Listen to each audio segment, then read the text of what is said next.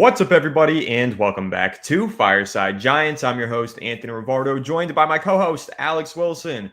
Week 3, New York Giants versus Kansas City Chiefs. It's about to kick off any minute now, and we are live to give you guys the play-by-play, instant analysis and reaction to every snap of this game. That is going to be an uphill battle for the New York Giants, of course, but it could be the game that either sinks or saves their season. It's going to be a fun one. We're really excited to be live for this primetime matchup for the New York Giants and happy to be watching along with all of you in the chat. If you're in the chat right now, say what's up and drop your score predictions down below, and we'll interact with you guys and pull up some of the best ones on the stream. Alex, how are you doing today, my friend? And how are you feeling about our New York Giants as they prepare to take on the Kansas City Chiefs tonight?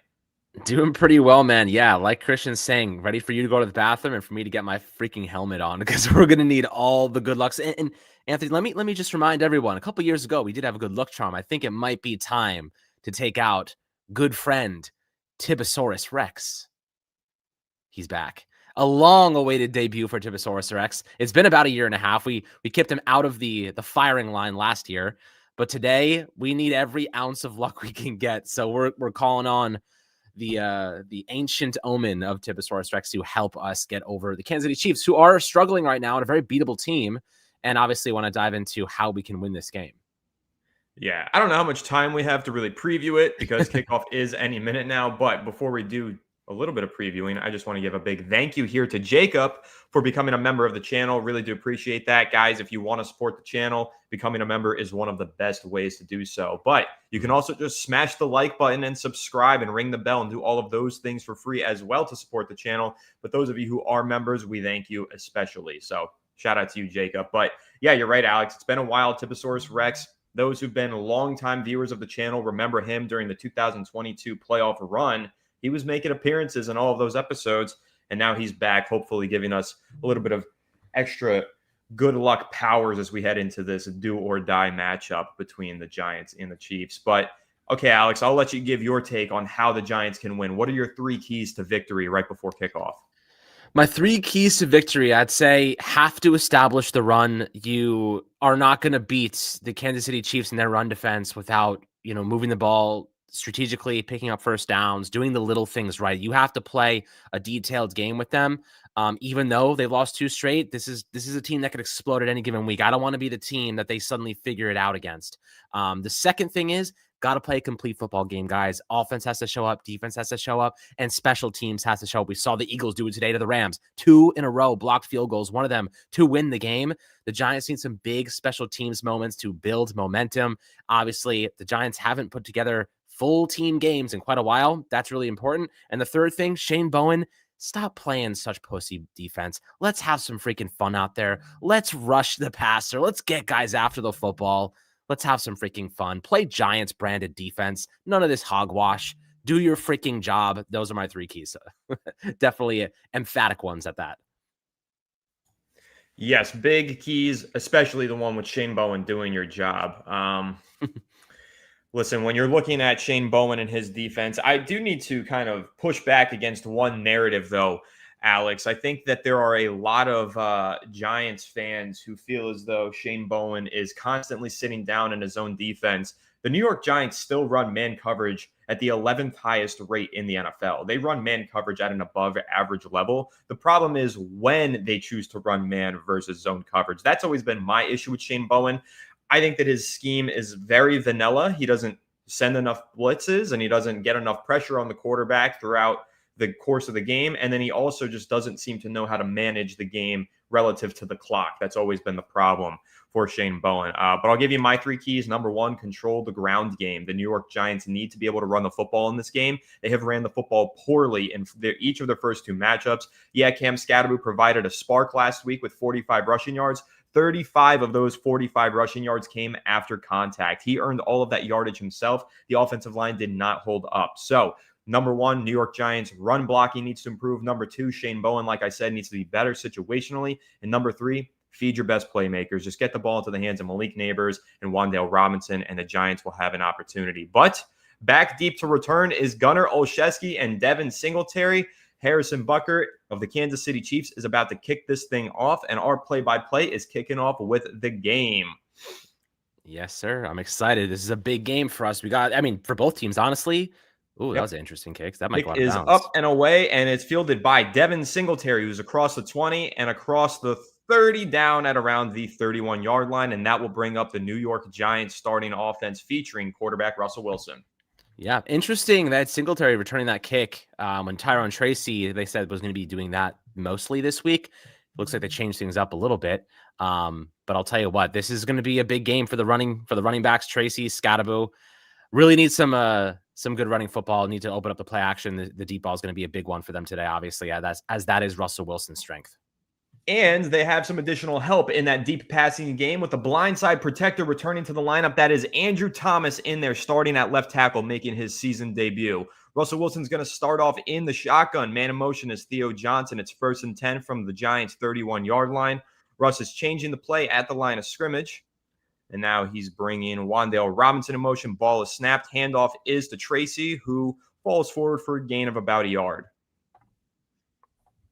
All right. Like I said, I got to get the run game going. We'll see how that goes. That they do. Honestly, to me, it looked like on that play, Alex, I'm not sure if you had the same analysis of it, but I thought that Tracy might have had a lane to cut back to the right side and maybe go off tackle, but he kind of just fell into the mush there. The mush, I like that. But that'll bring up 2nd and 9 for the New York Giants offense.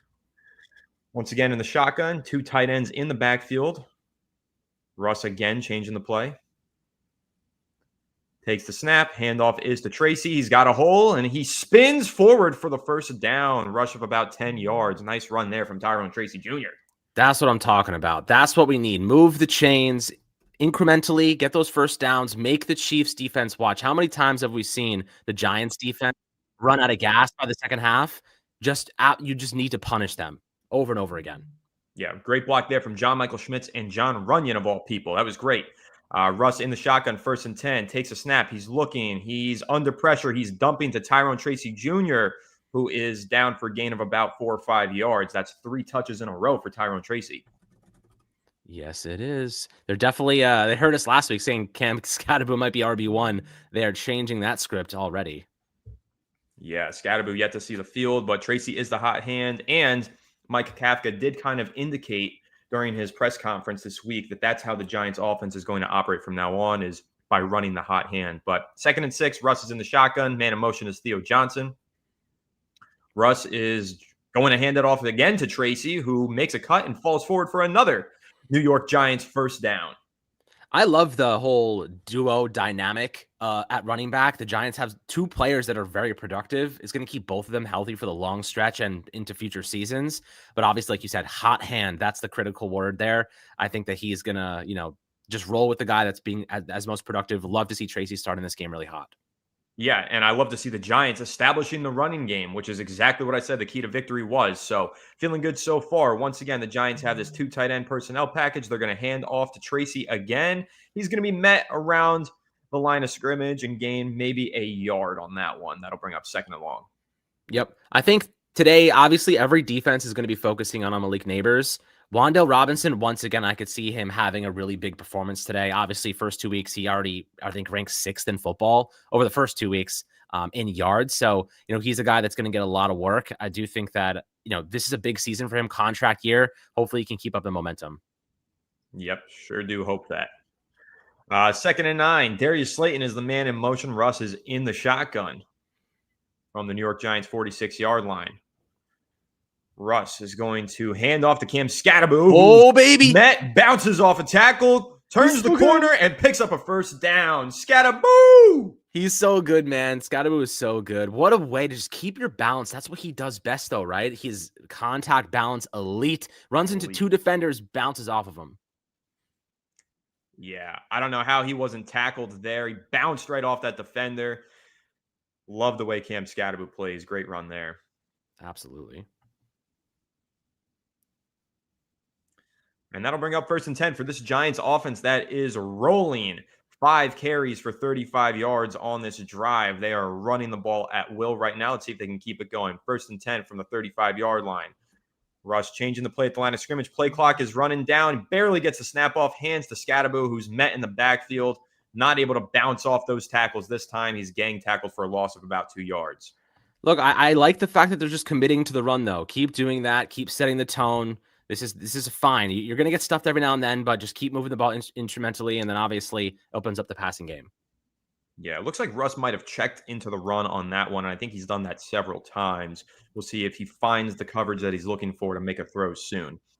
But nevertheless, that's 2nd and 11 for the New York Giants offense from the 36-yard line. Theo Johnson's a man in motion. Russ is trying to get them with the hard count. Drops back to pass. He's going to dump it again to Scattaboo, who's going to fall forward for a gain of about 5 yards. I love how like that play looks so simple, right? And it's only 5 yards, but Cam Scattaboo is just the second he catches it, he's moving backwards. He's not running forward. He's backpedaling through defenders and picking up every inch that he can. Those are the plays that make a difference. An inch can define a touchdown or not. An inch can define a first down or not. Cam Scattaboo is getting every single inch on that football field. That he is, but this is going to bring up a 3rd and 7 for the New York Giants offense. They've barely thrown the ball so far. They're probably going to have to throw it here, though. Let's see. Theo Johnson's the man in motion. Russ in the shotgun. Takes the snap. He's actually going to hand it off to Tyrone Tracy Jr., who's going to get hit hard and stopped about 4 yards short of the line to gain. 4th and manageable here. Alex, do you think they should go for it? I think they should be aggressive. You're already 0-2 on the season. You need to start this drive with a touchdown. It's your scripted drive. Graham Gano has already an injured groin, right? Is he even able to kick? He might not even be out there. You kind of have to go for this. I think they should have thrown it on that play. I know the ground game was working, but let's see what happens. I think they ran it knowing it was going to be 4-down territory with Graham Gano injured. But that's going to bring up 4th and 3. Malik Neighbors, the man in motion. Russ drops back to snap. He's looking, he's throwing, and it's batted down at the line of scrimmage. Incomplete.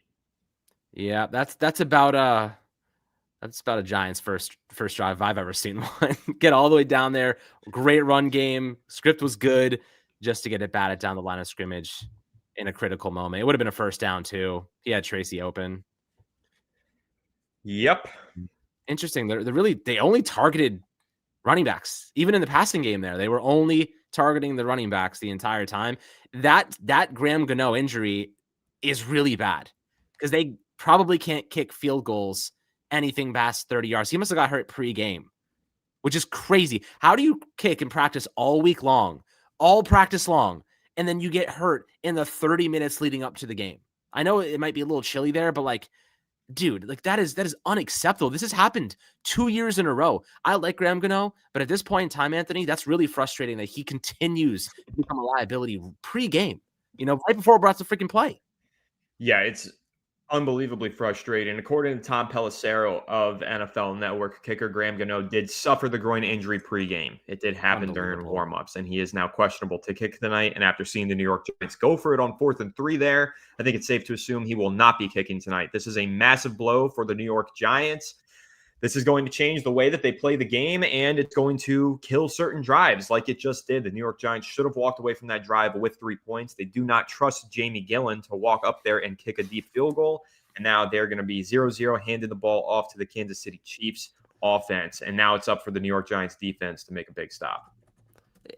Yeah, I mean, the Giants don't score enough touchdowns against good defenses to win football games. They're going to have to kick field goals. They're going to have to get points when they're in the red zone sometimes. That was an opportunity for them probably to do that. They went for it knowing that they were not going to have a kicker.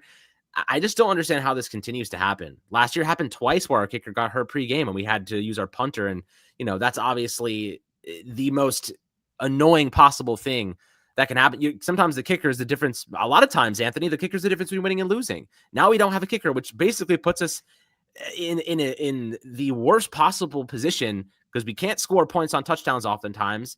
And now our other guy that can actually kick the ball through the freaking field goal is not available. So, do you think this is a Gano problem? Do you think that the Giants need to consider moving on from him at some point, I guess after this year? Because this seems to keep happening to him. I think you could consider moving on from him much sooner than the end of this year. Yes, you're right. Kicking does decide many football games. If you watched football today, Alex, I had red zone on. I saw several kicks decide the game. I saw a kick decide the game for the Bucs, for the Chargers, and so on and so forth. There are more examples, but I won't get to them because it's 1st and 10 for the Kansas City Chiefs offense taking over here from their own 28-yard line.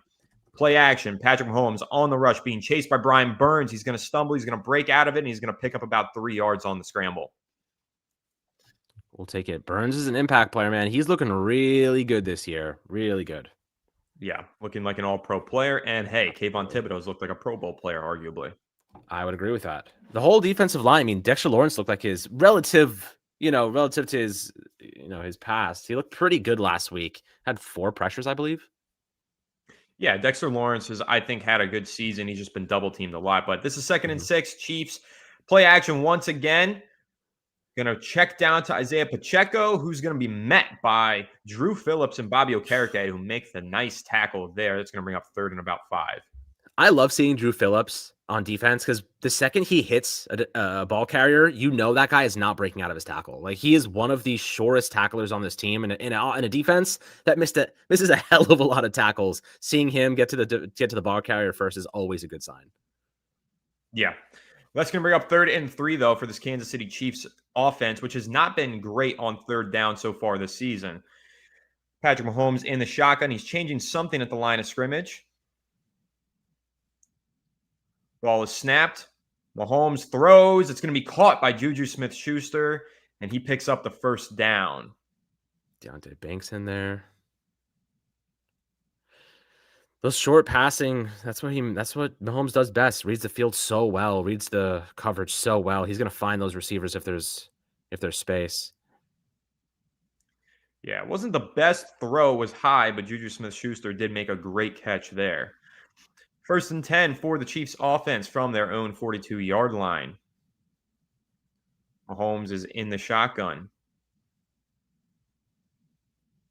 Takes the snap. Hand is to Kareem Hunt, who makes a cut and is going to get some help from his O-line and a push forward for a gain of about 3 or 4 yards. Good job closing the hole there. When you have Dexter Lawrence in there, obviously, it takes up a lot of space.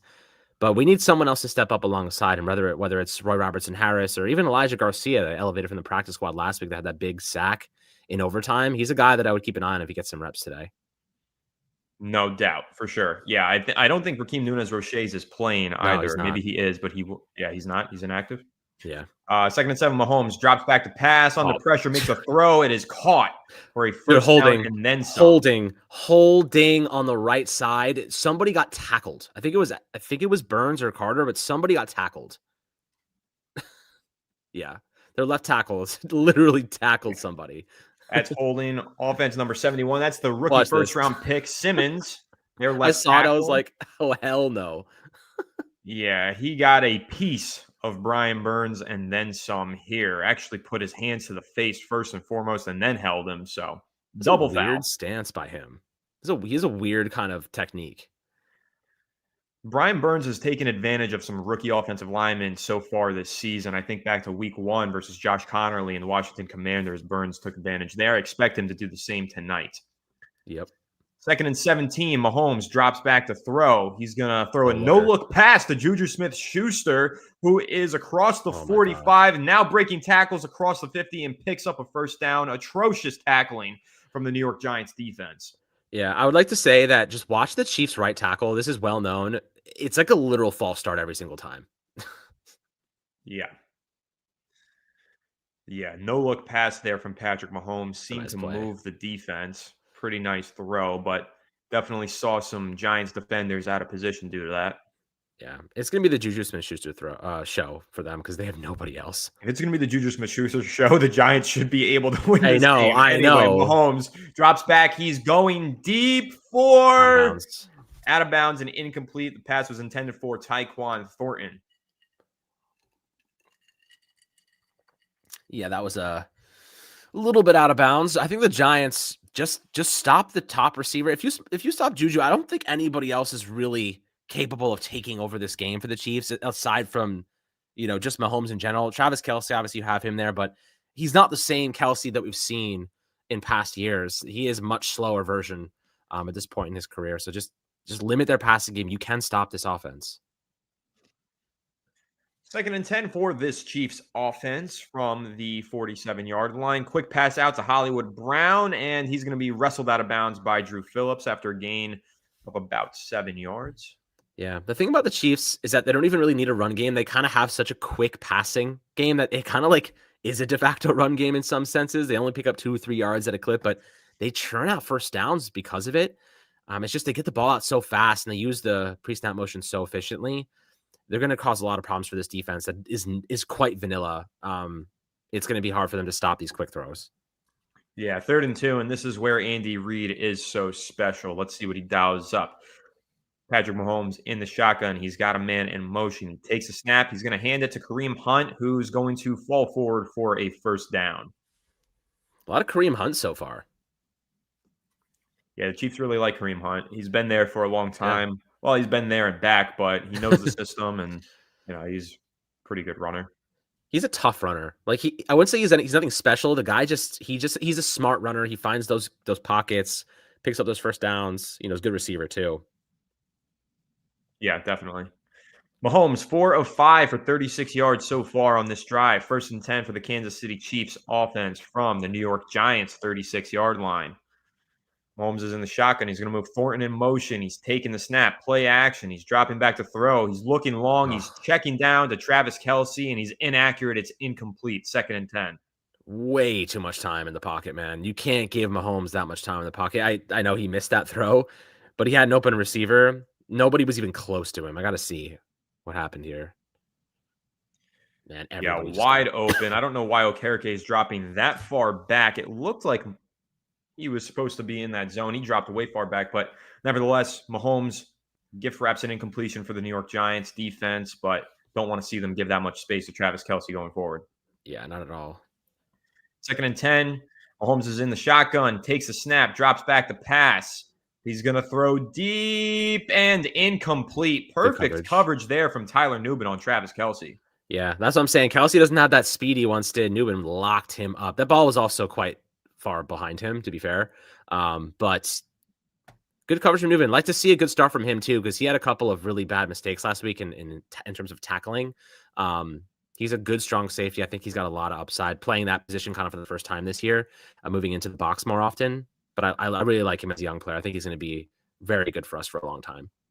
Yeah, needs to fix his tackling, though. Ball was certainly underthrown there. I do wonder why Travis Kelce didn't try and come back for it. Probably could have drawn a pass interference. But anyway, New York Giants defense has called their first timeout of the game on a 3rd and 10. Crucial one coming up here. Will be a quick break for the Giants defense.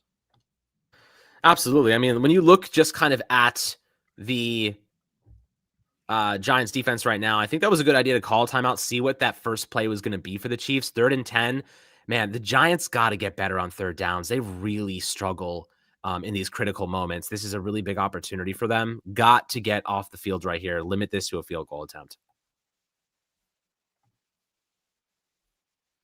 Yeah, most definitely. And these 3rd and 10 situations, like I was saying at the start of the game, those situational play calls for Shane Bowen, these are the important ones. 3rd and 10, find a way to pressure Mahomes, make sure he doesn't have all day to throw and pick up the first down. Let's see, this is the first time they're calling Shane Bowen and asking him to make a stop. Let's see if he can do it. At least it looks like the coverage is a little tighter. 3rd and 10, Giants rush for 4. Mahomes throws. It's great coverage. Great coverage there from Drew Phillips. Excellent, dude. This kid is a star in the making. I really like Drew Phillips. Short tackler, good in coverage. He's got great makeup speed. He's tough as nails. And I love how he celebrates after every big play. He really gives a crap. And I mean, just great technique. He read that route like a book, man. Beautiful, beautiful. That was fantastic coverage, in man coverage no less, and that was a man-beating route. They were trying to catch the Giants in man coverage, and Drew Phillips just made a play. But 54-yard attempt for Harrison Butker here. The kick is up, and it is turning, doinking, and in. Another classic. I mean, this should be a 3-3 game right now. This is what happens when your kicker gets hurt pregame. You don't score points. And we're seeing the importance of a good kicker and a healthy kicker. Wow, I can't believe that. Doinked and went in. Only the New York Giants have a doink go in. Dude, isn't there something crazy, that stat? Like, the Giants are the only team, like, against everybody else, like 60+ yard field goals, or like it's like some crazy low statistic, and then Giants is 4 for 4 in the last 60+ attempts or something like that against them. Unbelievable. Yeah, only in like the last minute of the game is what the stat is. But yeah, it's unbelievable. So Anytime you see a kicker lining up to bomb one from 60 plus in the final 5 seconds of the game versus the New York Giants, you pretty much know the Giants lost the game. That's been the Mm-hmm. trend.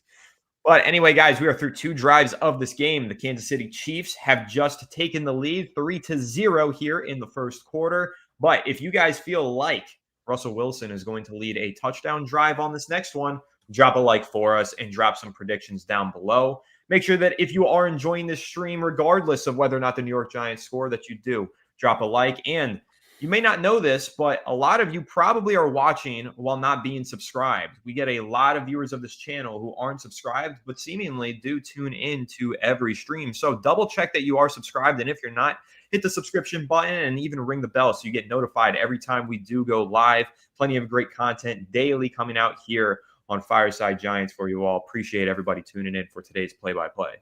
Absolutely. We'll be doing this as much as we possibly can. Hopefully, we'll get to watch really good football with you guys at some point doing the live play-by-plays because, we were hoping to have a better product this year. And listen, the Giants played well last week, but we got to obviously turn this ship around. Once Jackson Dart takes over, it's going to be really exciting. New era, young quarterback, lots of youth on this team, and the future does feel bright. Obviously, Brian Dable, Joe Shane, their seats are hot right now. So, they got to win some games. Anthony, before we kind of get back to the game here, what do you think what's the red line you draw in the sand? What's the line you draw in the sand of like how many games do they have to lose or even lose straight before they have to kind of make a decision on management? Like, do you think they're going to get fired? Do you think they could get fired midseason? I certainly do think the Giants could do midseason firings. If things get really out of hand, I'm talking week 12, the Giants haven't won a game or they've only won one game.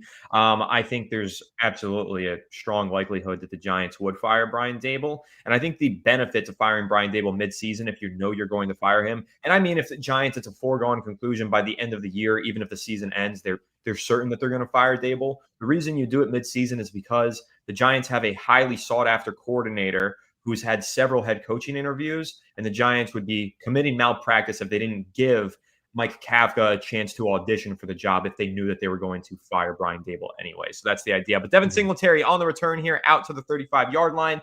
That'll bring up the New York Giants offense, of course, led by Russell Wilson. And I'll just clarify, we're not advocating for any midseason firings just yet. I still think the New York Giants have a chance to win this game, of course.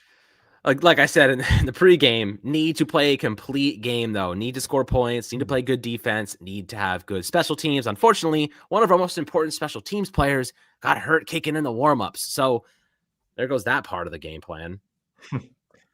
Ain't that the truth? But that's 1st and 10 for the New York Giants offense from their own 36-yard line. Russell Wilson's in the shotgun. Let's see if they throw the ball more this drive. He does drop back to pass. He throws to Darius Slayton on the slant.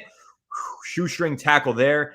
Slayton looks frustrated because he knows if he wasn't shoestring tackle, that would have been a huge gain, but nevertheless, a gain of about 9 yards. Yeah, his over today was only 20.5 yards. How crazy is that? I feel like that's like really low. I know he only gets like 2 targets a game, but usually that one target is like 30 yards. So definitely interesting line for him. I think he's going to cross that. They're going to have to lean on him a little bit more because they're focusing on Neighbors.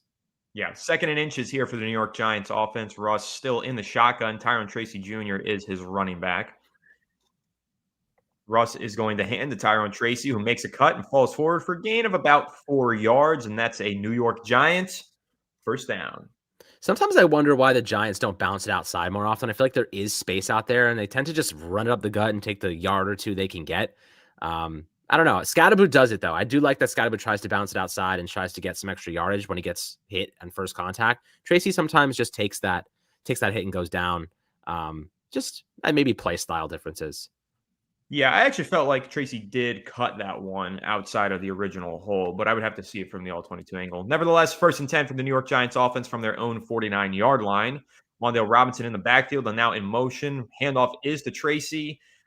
He's not going to have much of anywhere to go. Pickup of about 2 or 3 yards. I feel like that should be an option play to get that screen out to Robinson. I feel like there was nobody out there, too. There was nobody out there. Like, that should have been an easy completion and probably way more yards. All they had was one DB out there and a blocker. Yeah, there's a good chance it was an RPO. Also, they're showing Jackson Dart on the sideline. He does have his helmet on and strapped on. So let's see if he potentially gets a couple of plays on this drive. We know that the Giants deployed him in specific packages last week against Dallas.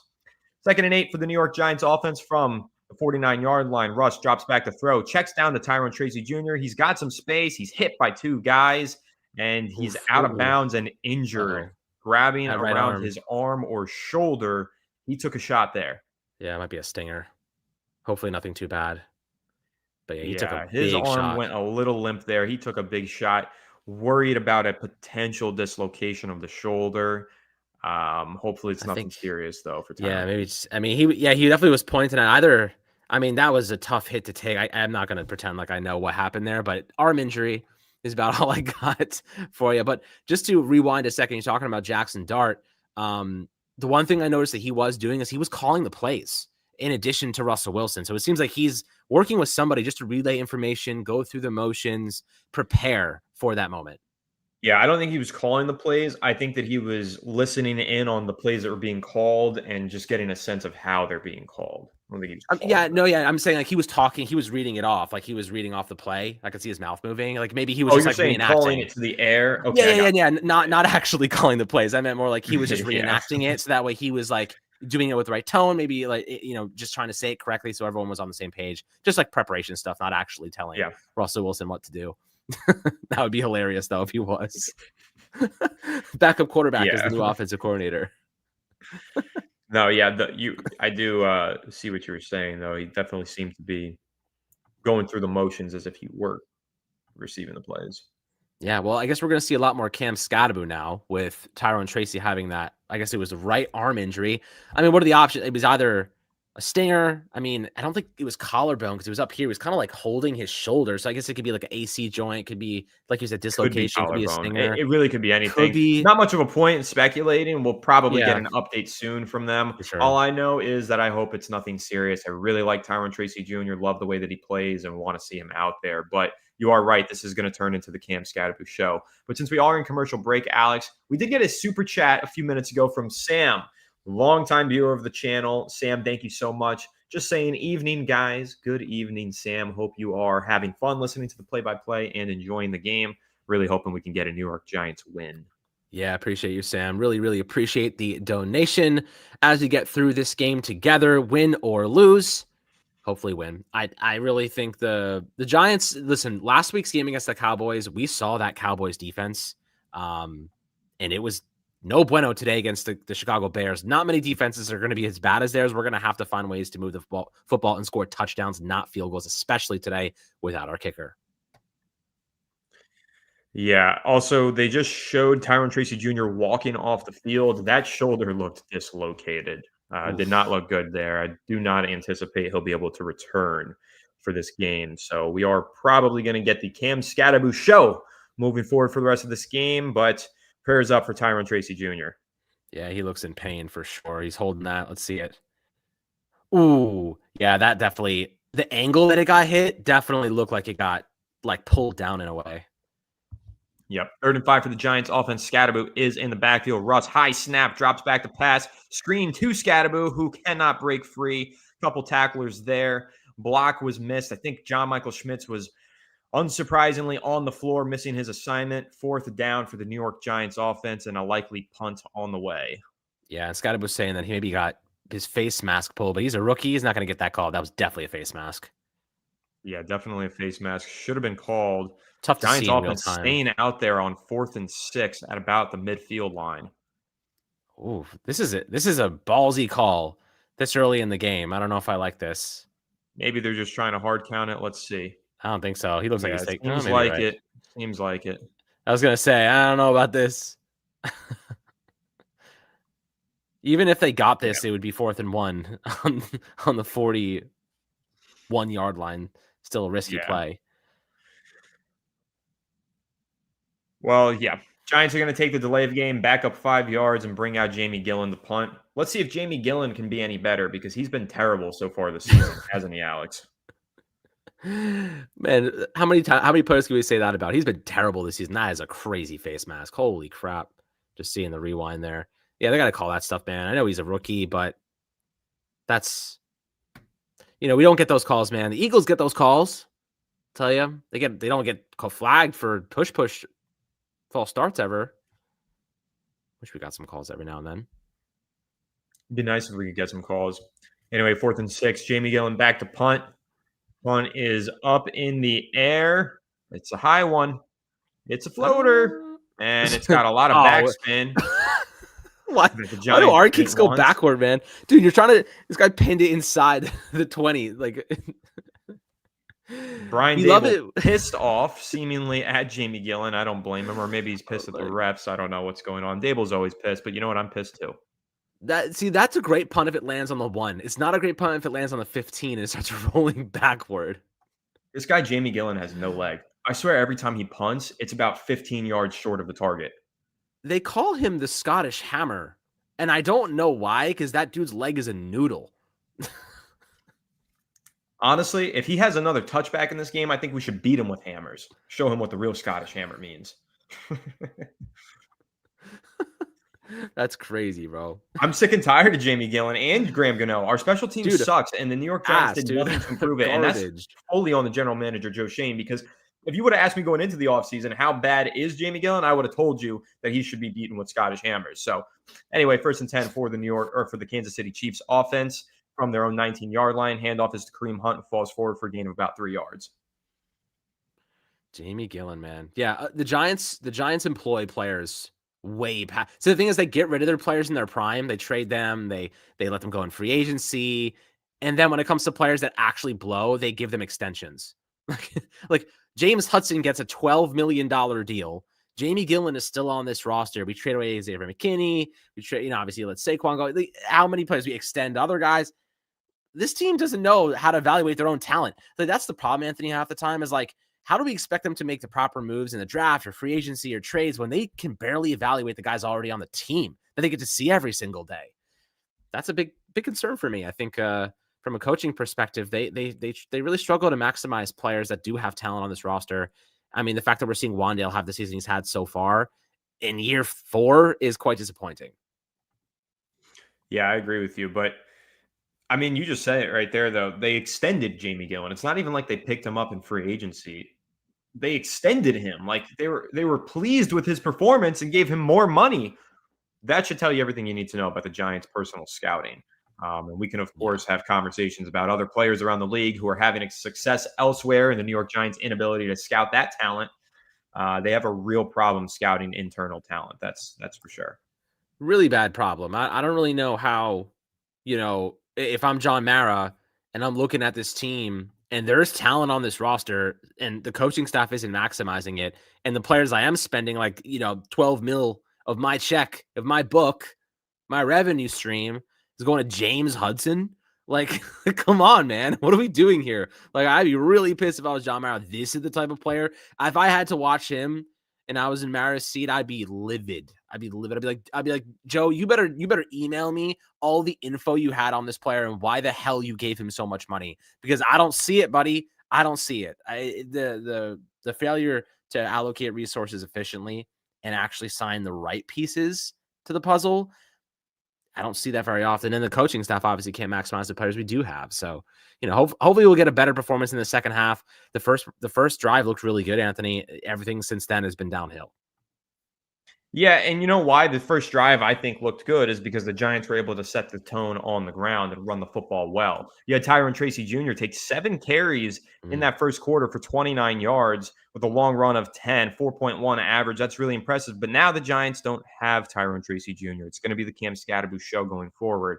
And also Tracy had 9 touches in that first quarter. I mean, he had 2 receptions for 7 yards as well. But I'll tell you why the New York Giants are not moving the ball nearly well enough to get into the end zone, Alex, and that's their lack of an efficient passing game. This is an absolute 2024 Daniel Jones stat line from Russell Wilson, 5 of 6, 19 yards, and 3.2 yards per completion. That's really bad. Anyway, Mahomes throws 2nd and 7 out to Kareem Hunt, who falls forward for a gain of about 8 yards on a first down for the Kansas City Chiefs. Yeah, I'm really afraid of us being the get right game for teams that are struggling, good football teams that are struggling. Teams figure out how to get their season going against us, and we really don't have many answers per se. I wonder, I know last week we saw a couple reps from Jackson Dart. He got a couple opportunities. I wonder if the Giants have a similar plan. If the Giants aren't doing much in the first half, I wonder if they give him a couple reps every now and then to see what he can do. Yep, let's see. 1st and 10 for the Chiefs from their own 32-yard line. Mahomes is going to fake the run. He's under pressure. He's throwing. He That threw was that thing backwards, bro. backwards. That That was was backwards. backwards. Get What are that we ball, bro. doing? Get that ball. They called Dude, that incomplete. Dude, that should not be refs, incomplete. Refs, once again, screwing the freaking Chiefs getting Giants. all the help in the Mahomes world knew right it, now. dude. Mahomes freaking knew that thing was backward. That's crazy. That's crazy. The refs cannot stop that. And Mahomes knew it. He started running after the football. And yet they just blow that dead. He clearly threw that thing backwards. It's recovered by Pacheco, but they call it incomplete. I think the Giants have thrown the challenge flag. I hope they that they need have. to. Oh my God. Pacheco got killed too. Yeah, Brian Dable threw the challenge flag. That's freaking crazy, man. The Giants go, like, I don't understand why this happens to them, or like they don't get the benefit of the doubt ever. Like this was straight up a backwards pass. The line judge has to see that. Yeah, and Pacheco didn't know that it was backwards either. He ended up spiking the ball on the ground, but the play was already ruled dead, so there was no opportunity for the New York Giants to try and recover. Just a ridiculous sequence there from the referees. But anyway, Brian Dable did challenge. Giants should easily win this challenge, and that should bring up a second and long for the Kansas City Chiefs offense. But again, ridiculous sequence there for the refs.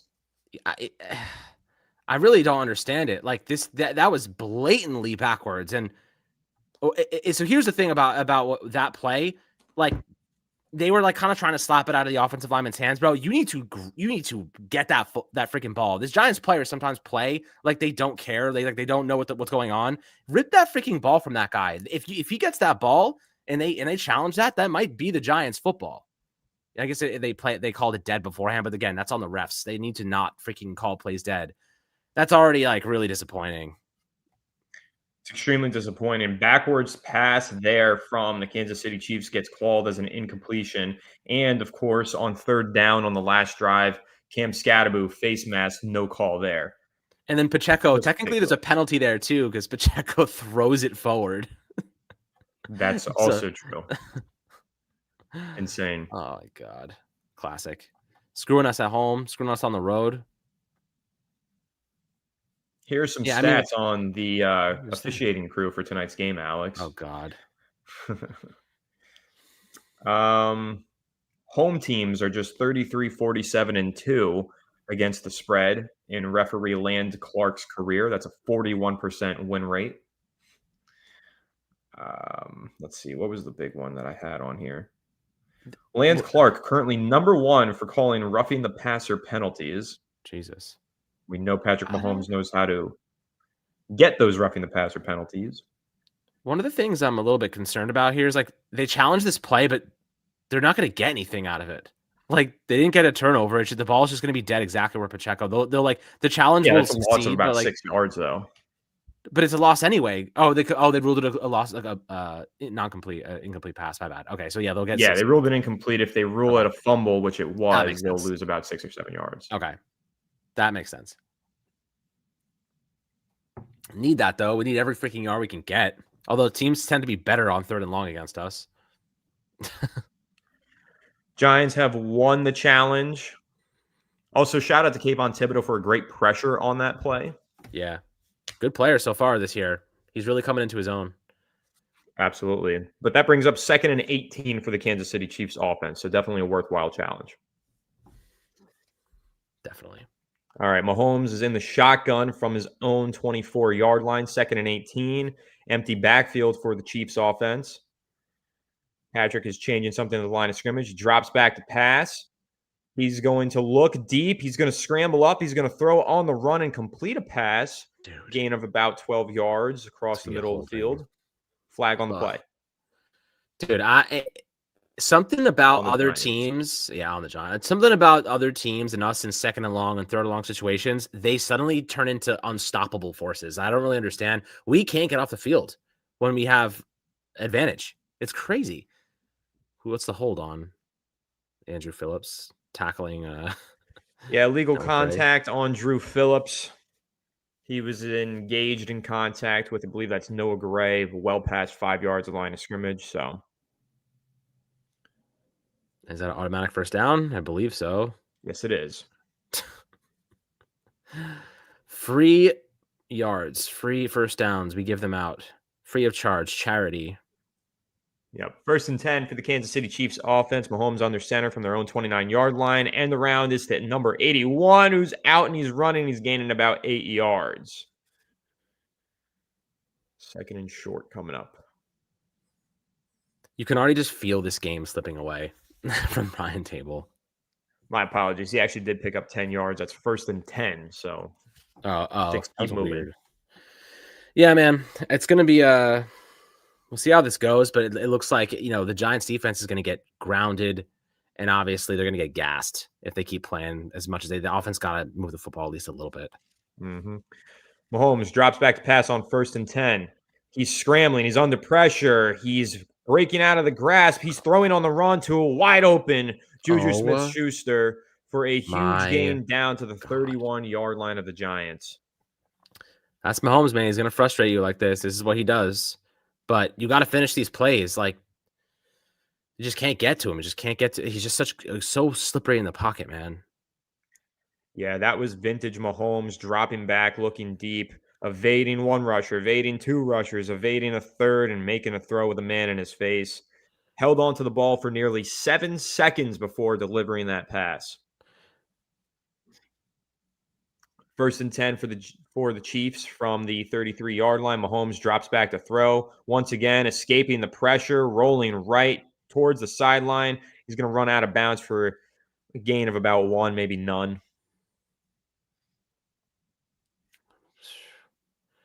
It's hard to watch sometimes. Like, the pressure is there. They're just not finishing the play. Darius Alexander had a couple of extra words from Mahomes when he was on the ground.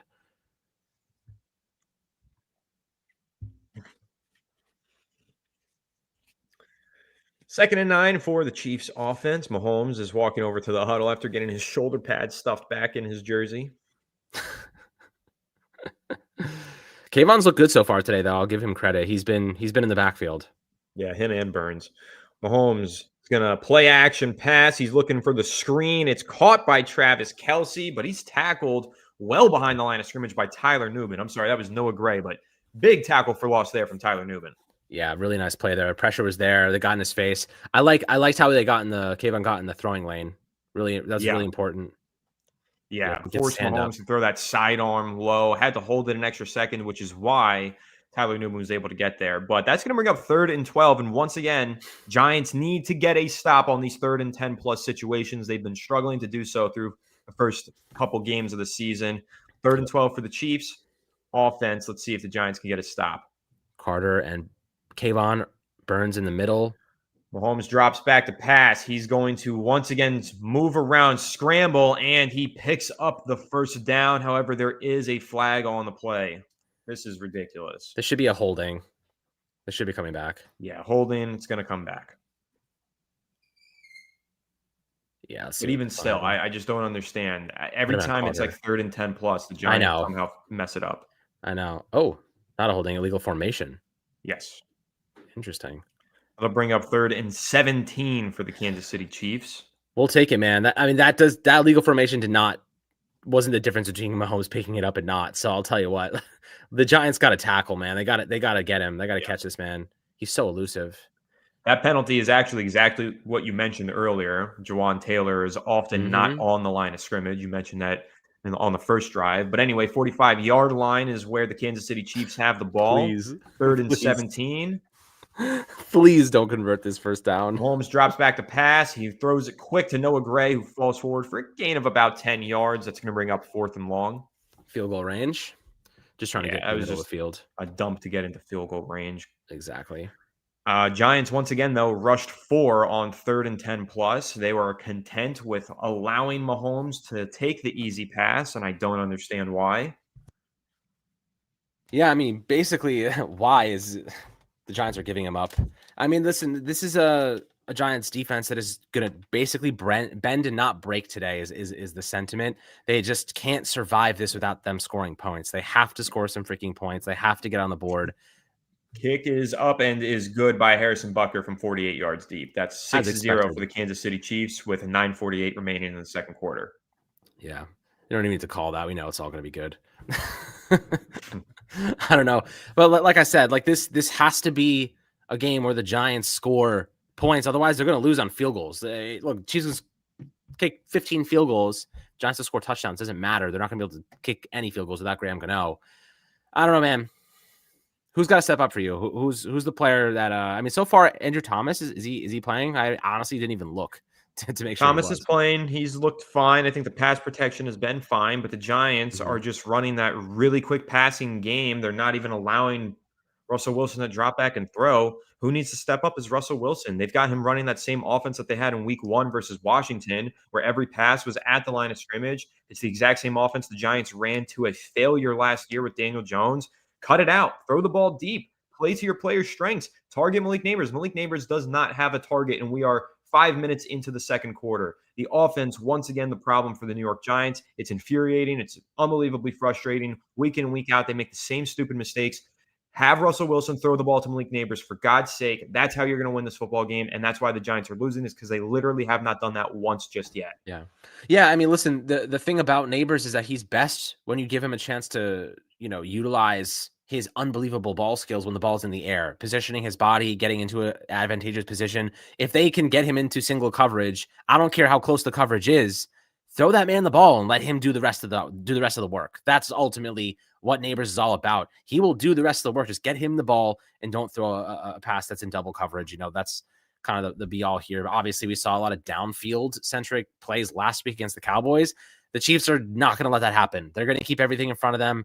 They're going to mitigate and limit those deep passes, and that's going to be difficult because that's kind of where the Giants lived and died in that shootout against Dallas. I'm going to be honest with you, Alex. This is such a poorly coached game so far from the New York Giants offense. I really don't understand what they're doing. Like Christian Whitehead just said in the chat, they are playing scared. This passing attack is just pathetic. They're not even attempting to push the ball downfield. They're not even attempting to get the ball into the hands of Wan'Dale Robinson or Malik Neighbors. Every pass has gone to a running back or Darius Slayton. What are we doing? They just sit and they play so scared. This is the exact offense that they ran last year. This is why their offense ranked 31st in points per game last year. And they ran a completely different offense last week, and that's why they put up 37 points. Get back to what was working. I don't care about how good the Chiefs are. I don't care about how they're going to, prevent you from taking the long ball. Russell Wilson hit several deep shots downfield last week versus double coverage with people in his face. Make a spark. Throw the ball to Neighbors. Do something. This is just so frustrating. Yeah, it is. It is absolutely frustrating. I mean, I don't understand why they play scared either. They look really good. They wait. The thing about the Giants, they wait until it's too late oftentimes to actually start being aggressive. It's a big problem, and it's something that plagues them forever. Like we'll see the offense open up when it's the fourth quarter and they're down 3 scores. That's unacceptable. Yep. But anyway, they are showing Andrew Thomas clips right now, and he's looked really good so far this game. He's got a tough assignment, of course, with George Karlaftis, but he's held up in pass protection, made some good run blocks. The second team All-Pro looks healthy and is playing well. But that's going to bring up 1st and 10 for the New York Giants offense from their own 26-yard line. Neighbors out in motion. Russ is going to fake the run to Scatterbo. He's going to step up. He's going to throw a deep shot. It's going to fall incomplete. I don't think it was a duck. I actually think his arm got hit on the release. Yeah, that's what I meant by duck. Like it was a lame duck. His arm got hit. Yeah, arm got hit. Looked like there was blitzer coming off of the edge. That was the safety. Yeah, it got hit. Is it technically a fumble and a gain of about 30 yards? Can we get so lucky? No, we cannot. 2nd and 10. They're going to call that, of course, incomplete. But hey, at least they were trying to take a shot. Yes. I want to see if anyone was open. They don't show us that angle. Yeah, me too. Russ hands off to Singletary, who's going to cut, who's going to fall forward and gain only about 3 yards. And again, we're going to bring up 3rd and long for this New York Giants crappy offense. Yep. We can't. This is what I'm saying though. Like we can't sustain these types of. I mean, look at Dale, man. He looks miserable. He's going to celebrate Jamie Gillen kicking a field goal in 4th quarter in a blowout. Yeah. Like this is. I mean, the truth is this: if they go 3 and out right here, our defense is going to get cooked. Like they're going to be gassed, man. Like there's only so long they can hold on before they start scoring touchdowns. Yep. 3rd and 7. Russ drops back to pass.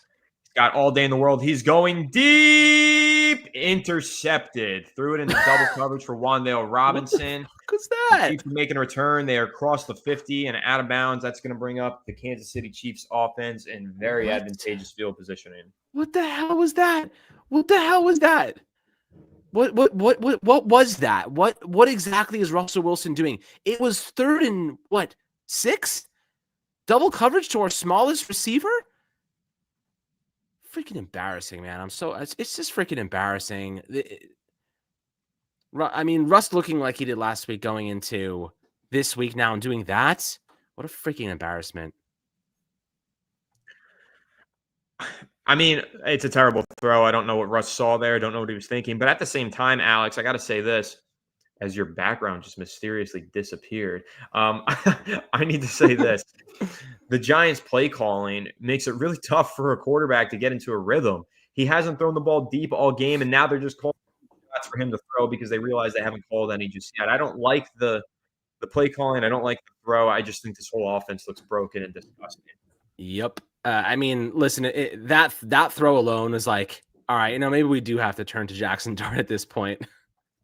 I don't know. What do you think has to happen in the rest of this game for you to make that decision? Like, we're going to Dart. Same thing that I said going into last week's game. If the Giants don't have any touchdowns at halftime, put somebody in there to try and score a touchdown. That's what I would say. If the Giants don't have a touchdown at halftime, I think you can definitely make the argument to put in Jackson Dart. I mean, listen, the truth is can Dart be any worse? Probably not. Home debut for the Giants. What a great opportunity it would be. This game is still close. What a freaking moment it would be for him to come in this game and then drive the Giants to a win, home opener against the Chiefs. If you want to set the future, if you want to get things rolling, that might be the way to do it, honestly.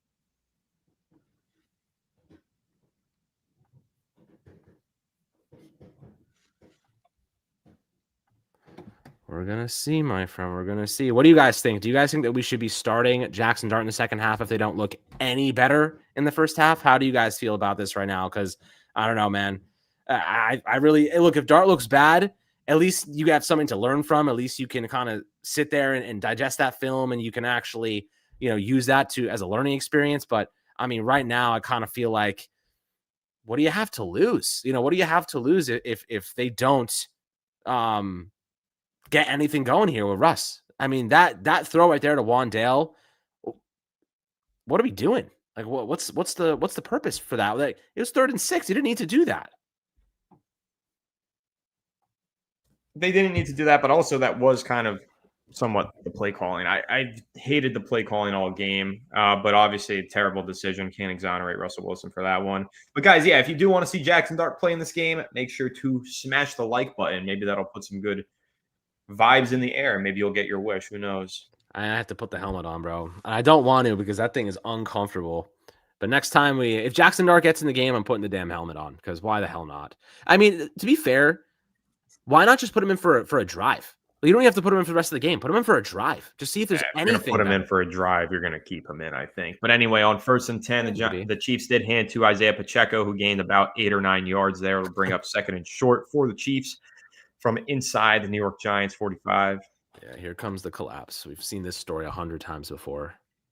Yeah, defense has been on the field all game, and then the offense goes something stupid, and then the defense lacks their energy, and they stop trying, and then the Chiefs touchdowns. Yeah, then the touchdowns start to hit. Yeah, I mean, the thing is, like, if you give Mahomes, I'm sorry, Mahomes throws to a wide open Tyquan Thornton in the flat, who picks up a 1st down. The thing about Mahomes is if you give him enough time, eventually he's going to catch up. Like, eventually he's going to just eat you alive. Like, these field goals only last for so long until those turn into touchdowns. Yes, he is Patrick Mahomes at the end of the day. He is one of the GOATs. Yep. Very tough. 1st and 10 for the Kansas City Chiefs offense from the Giants 32-yard line. Mahomes is in the shotgun. Takes the snap, hands off to Pacheco. Pacheco makes a cut and fights forward for a gain of about 6 yards. Here comes that run defense we love so much. Not good, man. Not good. They're already starting. You can already see the foundation starting to crack here for the defense. Like, they're already gassed. I mean, I saw Kayvon on the last drive literally heaving. Like, there's no way he's okay right now. Yeah, we do have a super chat, though. I'll try and sneak this one in before the next play. QDA, thank you so much for the super chat. I'm actually going to get to this after the next play. 2nd and 4 from the 26-yard line. Kansas City Chiefs have the ball and are moving. Mahomes drops back to pass. He's looking. He's throwing to Kelsey, who picks up the first down on a gain of about 7 yards. Yeah, once those two guys start connecting, they're starting to get into a little bit of a rhythm. For sure. QDA, thanks so much for the $5 super chat. We really do appreciate it. Saying, I don't think it matters dart in or out. This team is run like garbage. Gano still on the team after last season speaks volumes. I can't necessarily disagree with you. I think the play calling on the offensive side of the ball has been terrible tonight. I think they started out strong with the run game. They completely abandoned it on that last drive. They didn't run the ball once. So there's just a lack of coaching talent, I think. But Yeah. 1st and 10 from the 20, Kansas City Chiefs are moving. Mahomes drops back to pass. Quick pass out. Incomplete. Yeah, man. The thing about the Giants is they give up on their game plan so fast. Like the running game was looking good. They were making some moves. They had some momentum, and they just gave up on it, and then they just abandoned it.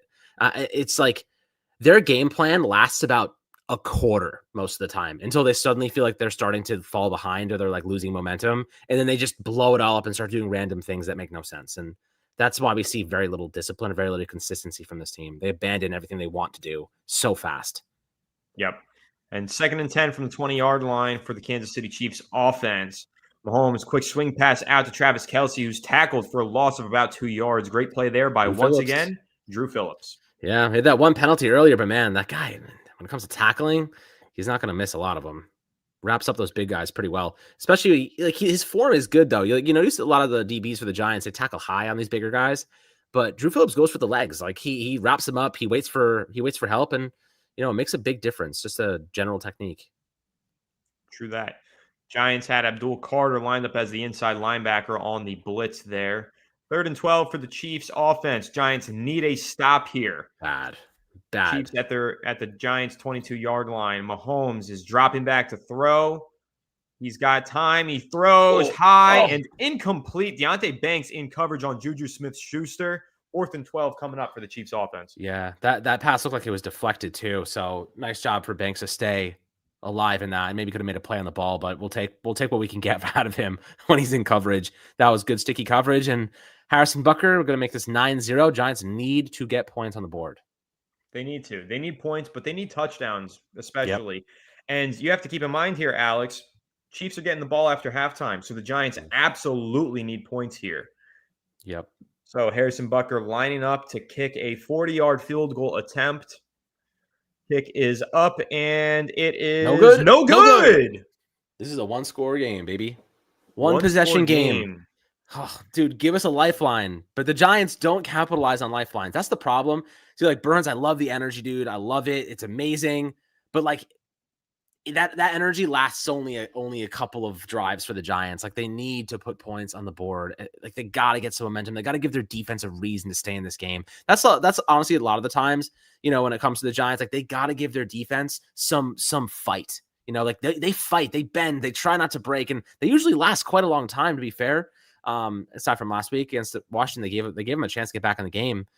Got to do something right now. If you're Mike Kafka, this is one of those drives. There is no excuses. Like points need to be on the freaking board right now. No excuses not to give Malik Neighbors a freaking target in the first half of the game. Feed Leak. Give him the football. This is ridiculous, man. I want to see the first snap, the first play called on this drive. It should be a throw to Malik Neighbors. Yep. And so far, Abdul Carter's been playing off-ball linebacker as of 30 minutes ago, which I guess is quite a long time. Timon Fox had more snaps off the edge than Abdul Carter. Interesting. How do you feel about that? You said Timon Fox? Yeah. Timon Fox had more snaps off the edge than Abdul Carter in that first, I guess, quarter and a half. I mean, I get that the Giants are really thin at inside linebacker with McFadden injured. Of course, Muasau now injured. But listen, I'm for Carter playing some inside linebacker, not full-time linebacker. I'm a fan of him playing some quarterback spy, not full-time quarterback spy. Like make him an edge rusher because that's what he is. Let him get after the quarterback. Yeah, I mean, we haven't really even been able to see Carter that much on the edge. When he has been lined up, he's been lined up against guards on the interior, where obviously he's going to be at a much less of a favorable advantage because he dominates around the edge. That's where he uses bend and speed. You can't use it the same way lined up against guards. Like, I do think that the scheme is a big reason we haven't seen the impact we want from Carter so far. But I also think it's just like they want Carter in there on the field when Kayvon and Brian Burns are also out there. They want their best players out there. Kayvon's looked excellent. Burns has looked excellent. You can't have three guys off the edge. So, they're trying to use Carter in other ways to maximize his value. I get where they're going with it, but I'd rather him also rotate in as an edge rusher when he's not playing inside linebacker. I think it's also just the rotations. Like the Chiefs play a fast offense. They move the ball quickly. They get to the line of scrimmage fast. They try to catch you off guard when you're trying to make substitutes. The Giants are going to have to be a little bit more conservative with how they substitute players. So obviously Carter being there, playing a lot of inside linebacker is not necessarily unexpected. Yep, 1st and 10 from the Giants 30. Handoff is to Scadaboo. He's got some space, and he's going to run out for a gain of about 6 yards. Looked like there could have been more out there for him, but a clutch tackle was made there. Yeah, we'll take it. 6 yards. He knows it too. Ooh, Kelsey and Andy Reid getting a little heated. Yeah, Big Red gave Travis Kelce a shoulder there. Shout out to hit him with the belly, bro. Hit him with the belly. That's how you know it's serious. What the hell? 2nd and 3 for the New York Giants offense from their own 36-yard line. Russ is going to hand once again to Scadaboo. He's got a hole, and he's making a man miss, and he's up down at the 48-yard line. Nice gain there from Cam Scadaboo. Yeah, man. He has just he's like a little Darren Sproles-y, but with more power. You know what I mean? Like he's so hard to bring down. He's a little bit bigger, but man, he has like that similar frame though, like stocky, like very low center of gravity, just bounces off tackles. Yeah, his contact balance is insane. Maybe MJD is a better comp for him.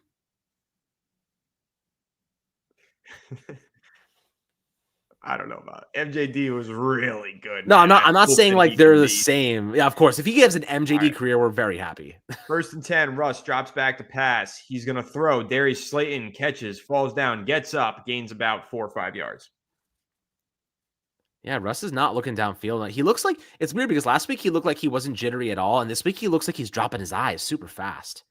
I don't even think he's dropping his eyes. Every play is just designed to get somebody open 3 yards in front of the line of scrimmage. It's the same playbook as last year. The one that I thought they threw out last week. One playbook. It's back. It's stupid. I've seen this before. This is the system that the Giants run, and it's just a broken system. Anyway, 2nd and 6 for the New York Giants offense. Russ is in the shotgun with Cam Scadaboo as his lone running back. Ball is snapped. Handoff is to Scadaboo, who's going to make 2 guys miss and be tackled for a loss. John Michael Schmitz was about 3 yards behind the line of scrimmage. Don't know how that happened. Explanation might be that JMS just sucks. I want to say that Scadaboo took the wrong lane there. I think he should have bounced that right. I think that was the plan, and I think he went left, and it was just blown up. Yeah, I think he was supposed to go to the right, and then John Michael Schmitz had 2 guys in the backfield along with him standing in front of Cam Scadaboo. JMS is like, that's now for the New York Giants offense, who are 0-3 on 3rd down tonight. They have the ball at the 50-yard line. Malik Neighbors still 0 targets on the game. Russ is in the shotgun with Scadaboo beside him. Russ drops back to throw. He's looking. He's stepping up. He's dumping to Scadaboo. Nice throw there. Scadaboo out. 1st down and then some. Flag no, you idiot, Theo Johnson. You idiot, Theo Johnson. Please don't be a freaking holding call. Please. Illegal contact on the Chiefs is the early indication. Thank God. I was going to say, I saw Theo Johnson there, and I was like, you bum. Please don't do this in a critical moment. I rescind my attitude towards you, Theo. Okay, definitely high. Yeah, Theo Johnson was far downfield, and there was illegal contact there. But penalty declined. Huge gain from Cam Scadaboo there, and a really nice play, honestly, from Russell Wilson. Step up through the pressure in the pocket and float one over a defender for Cam Scadaboo to make a nice catch on a run. Thomas there, you see that? Thomas looked real good right there against Chris Jones. He's a damn good football player, that's for sure. Giants really have nice to have him back. Absolutely. 1st and 10 for the Giants offense from the Kansas City Chiefs 34-yard line. Russ is in the shotgun, Singletary behind him. Russ is changing something to the line of scrimmage. Neighbors, still no targets. Handoff is to Singletary around the left side. Not much there. He's going to be tackled around the line of scrimmage. Yep. JMS once again on Sometimes, the ground. Shocker. yeah, I think the thing about the Giants is sometimes they get a little predictable, with their play calling. Like we kind of know what's going to happen. Like that would have been a good opportunity to maybe get the screen game going, maybe get Wandale on a screen or something. I don't know. Like sometimes you can kind of tell what they're going to do.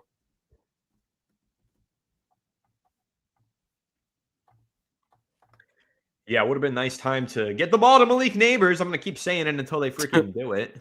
Yeah, that's facts. So sick and tired of this. This used to be a thing all last season too, Alex. Remember, they would just go a whole half without targeting Malik Neighbors, and there was no explanation for it.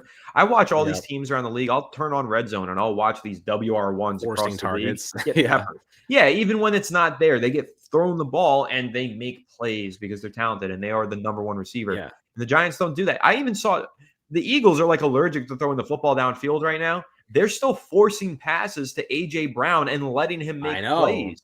Dude, how many times have we seen Justin Jefferson make one-handed catches in triple coverage? I'm like, just give your best players opportunities and they will make plays for you. We saw freaking Neighbors do it last week multiple times. Double coverage, beats the guys downfield. Double coverage comes down with a deep ball, whatever. Like you just let your guys do the work, and you can scheme targets to your best players. The Rams are the perfect example of that. Scheming targets to Puka Nacua and obviously Cooper Kupp in the past. They literally design plays to get the ball into their best players' hands and let them do the rest. The Giants, for whatever reason, can't throw the freaking ball to their best players unless they are wide open. Everything has to be ideal conditions for them to actually target their best players. Got to get the ball to Malik Neighbors, even if it's a screen. Just get the ball in his hands. Let him get some momentum. Let him feel the ball a little bit. Make some guys miss and just show the defense, hey, this guy is still freaking out there. You got to pay attention to him. Maybe it opens up other parts of the offense for other guys on this team too. I don't know. So far, like you said, Neighbors, disappearing act. Haven't seen much of Wandale either.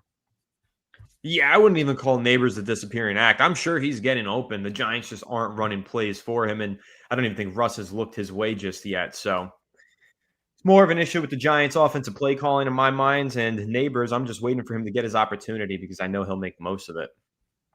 Yeah, that's another thing, though. Yeah, not to cut you off. I'm sorry, but that's another thing. Just when your wide receiver one doesn't touch the ball for a while, and then they finally start to get the ball, that's when the drops happen because now they're not in rhythm and now they're cold, and it's not excusable. Obviously, they shouldn't drop the ball. Neighbors shouldn't drop the ball, but he's had some drops this season, and usually they come after abbreviated or not abbreviated, but extended periods of not touching the football is when he has those drops. Yeah, you're right. It's definitely like he's cold, like he hasn't warmed up almost. I'm watching that play back to Wandale earlier, that interception. That was a classic telegraph moment. Like Russell Wilson was staring Wandale down. Free safety had plenty of time to react and, undercut that football. Yep. But this is going to be 2nd and 9 for the Giants offense coming out of the 2-minute warning. A crucial opportunity here. They're down 6-0 with 2 minutes left in the half. Giants absolutely need to get some points here. Yeah, they do. Badly. All right, 2nd and 9 from the Chiefs' 34-yard line. Theo Johnson's the man in motion. Russ drops back to throw. He's looking, he's throwing, he's incomplete. That ball was right into the dirt. It would have been stopped instantly anyway. Yeah, and I'm going to say this. He first looked to the left side of the line of scrimmage where Malik Neighbors was lined up. Didn't pick anyone. Yeah, Neighbors was jammed at the line of scrimmage. Honestly, I think if Russ held on to that ball a second longer, Neighbors seemed to be getting open over top. I think that's one of those moments where, Alex, you've said he's dropped his eyes a few times. That looked like one. But 3rd and 9 for the New York Giants offense from the Chiefs' 34-yard line. Russ is in the shotgun. He drops back to pass. He's surveying the field. He's throwing deep. He's miscommunicating with Darius Slayton, and the ball is incomplete. Bro, Jackson Dart's going to start the second half. Flag on the play. I do think roughing the passer. Late. I think it's roughing the passer. Is that a bland call, man? Roughing the passer. Giants are going to get a first down here and get bailed out with their stagnant offense. Bail them out, man. And this is going to be my take here, Alex. Now that they're in the red zone, oh my God, he took a shit. Oh, wow. Yeah, I was going to say, what the hell was that? That was so unnecessary. Yeah, it was not that bad. It wasn't that bad in the second look. Nah, he got drilled. I'm going to say this. They're in the red zone.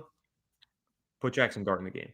The Giants' red zone offense Yeah, has that been ass, bro. terrible this year. Russ has struggled historically at times in the red zone, especially over the last few seasons and especially this season. And that handoff that Jackson Dart made to Cam Scatterbo last week was opened Yeah. up by Dart being on the field. I would like to see that zone read with Dart on the field to open up a Oh, lane for Scatterbo. God, Anyway, dude. 1st and 10. Giants hand to Scatterbo, gain of none. JMS, dude, just Flag is on block. the Don't play. fight, bro. Stop fighting. Just play the ball game. If you're a good player, like go ahead, fight. Don't care. If you're a bad football player, don't do anything to compromise your team. Yeah. Please. Another flag on the play, and this is going to be holding on the Kansas City Chiefs. Giants once again getting an assist from the refs and moving up the field. Chris Jones holding. I always wonder how is it possible that Chris Jones was holding? Like, or the defensive lineman was holding? I see he was holding offensive lineman getting to the second level, maybe.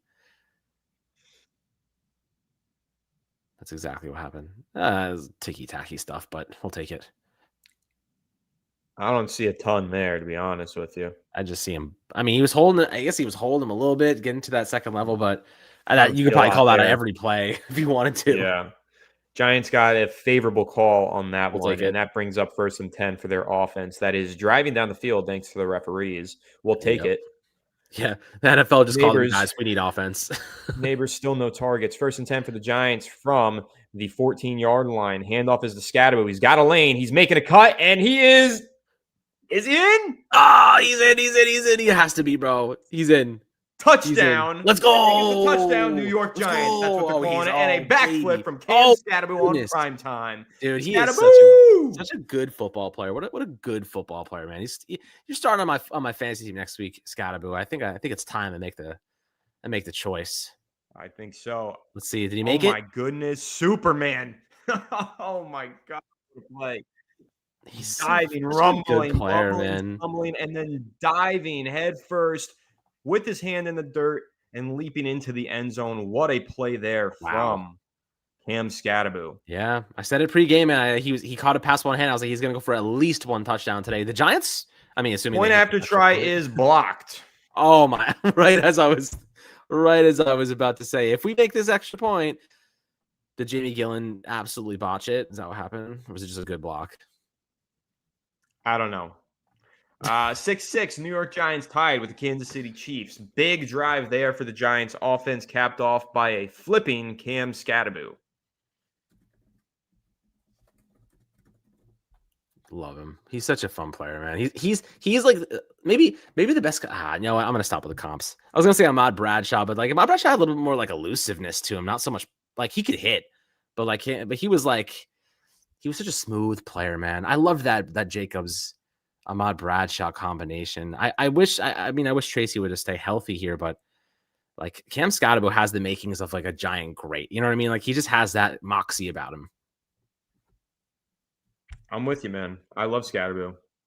I do the patented Scatterbooms. Everybody knows I love Cam Scatterbo. So yeah, big drive there for the Giants, who are now tied with the Chiefs and do have an opportunity to make this a ball game.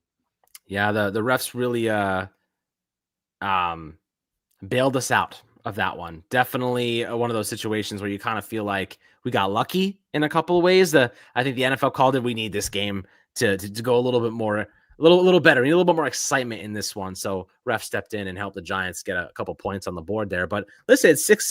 This is anyone's ball game. It's not like the Chiefs are blowing us out right now. Like this is an opportunity for us. You make a stop right here. Like you said, though, Chiefs have the ball to start the second half. How much time is left on the clock? 1 minute and 44 seconds. Yep. We cannot allow right now a touchdown. No touchdowns right now. Defense, step up, make plays. We cannot let the Chiefs get on the freaking field and score, because then they get that ball right back in the second half and suddenly you're down 2 scores. Not where you want to be. So I definitely feel like this is one of the most important drives of the game for the Giants defense. No doubt. Also, just want to touch base with you on some NFL storylines around the league here. Just want to get your take on Caleb Williams with a 4-touchdown, 0-interception game against that Dallas Cowboys defense. So tying it into the NFC East here. Dallas defense sucks, but I just want to hear your take on Caleb's performance. I was pretty impressed today. I mean, like Caleb Williams is kind of an interesting player because on one week he'll look like a 5th round pick, and then another week he'll be like, okay, like that's the player that, they drafted to be great. And I think that Ben Johnson's starting to figure things out for the Bears. DeAndre Swift looked really good. They had a couple of really big performances, but, Caleb Williams, like, he has to shake off, a year of bad habits he developed. So I think that, he's learning that system. It's a very intricate one. Ben Johnson is certainly not an easy offense to learn his entire system. So I think it's going to take some time, but I think today's performance for Caleb, blowing the Cowboys out, awesome for Giants fans to watch, but also good for the Bears, who, definitely have been trying to get back on top for a while too. Yeah, for sure. Also, on that point after try, first of all, it wasn't well kicked by Gillen. It was cleanly blocked, but it wasn't well kicked. Missed it anyway. Also, Gunnar Olszewski was the holder on that play, which is interesting enough. That was a horrible kick. It was a line drive. They actually have to go for 2 points every now. Yeah. First and 10 for the Chiefs offense from their own 22-yard line after a bad return. Mahomes is dropping back. He's under pressure. He's throwing, and it's incomplete. Drew Phillips once again in coverage. Drew Phillips is absolutely locking down everybody he's on against. This is an all-pro nickel corner in the making, guys. I hope you realize that. Like, I'll give Joe Shane credit there, man. Whoever spotted Drew Phillips, he deserves to keep his job. He's the guy that needs to be kept if they end up blowing up this front office. Agreed. 2nd and 10 for the Chiefs offense from their own 22-yard line. Travis Kelce is the man in motion. Patrick Mahomes is in the shotgun. Drops back to pass. Under pressure. Throw backwards again. Backwards. Pick it up. What the hell? Get it. Fabio Carrique recovers. He lost it. Mahomes took it from him. Oh, my God. You got to be kidding me. How does Mahomes take that from Fabio Carrique has some of the worst hands I've ever seen. I will say Fabio Carrique just fumbled a massive opportunity for the New York Giants. Mahomes is going backwards, bro. Like, the Giants can't even take the ball back. Come on, man. That's actually insane. Twice now that Mahomes has inexplicably thrown the ball backwards while under pressure. Brian Burns is getting after him. The pressure is getting to him. Mahomes looks silly on these plays, but Okereke literally cleanly recovered it and then took a shot from Mahomes and fumbled it. That's actually insane. That's honestly like an insane play by Mahomes, to be fair. Like that's what effort does, though. Like, the Giants got more guys that have effort like that, because that's a humongous play from Mahomes. Mahomes just took points off the board for the New York Giants. They would have had the ball inside the 5-yard line. They might get the ball back now with no timeouts left and maybe a minute left, but it's that could have been a huge momentum swing for this whole game. That's a play you got to make.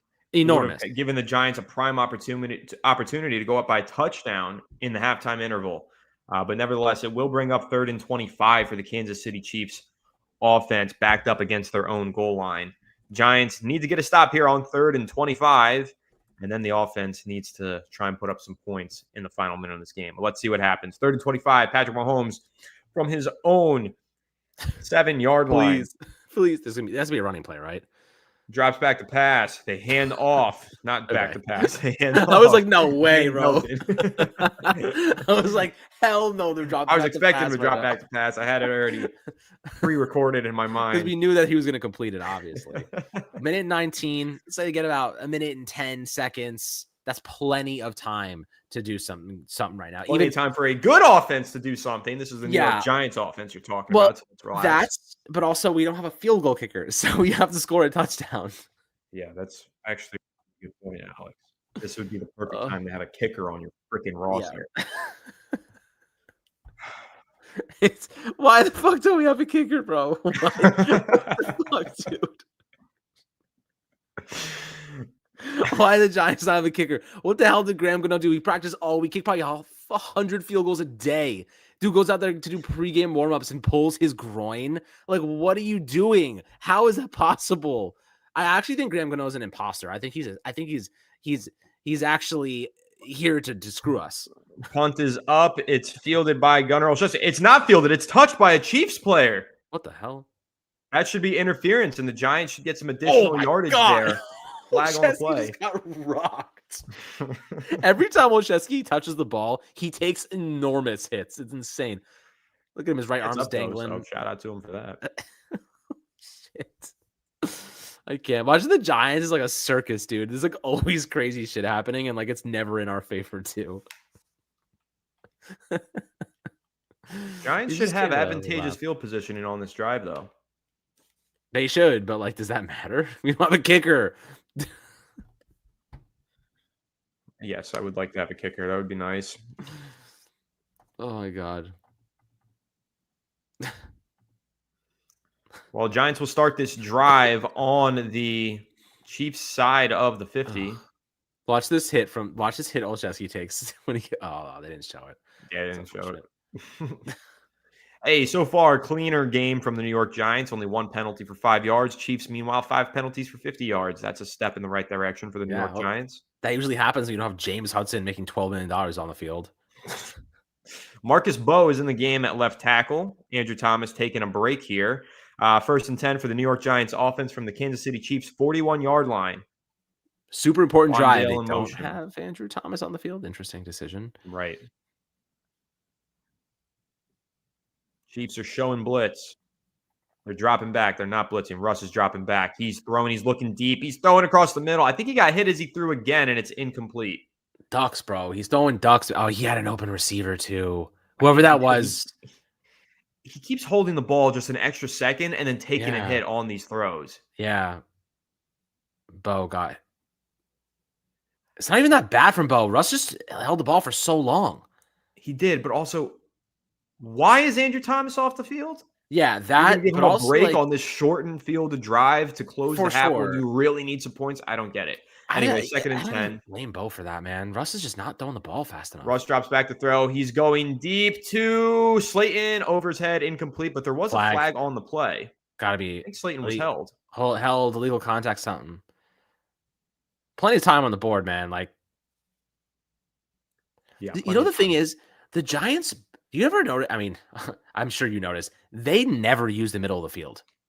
Like, the middle of the field is no man's land for the Giants offense. They don't throw the ball. I know Russ is not really good throwing there, but like, I think that when Russ is short, historically, he's always struggled to throw. I think that when Dart does play, that's going to open up our whole offense. He uses the middle of the field really well. Yeah.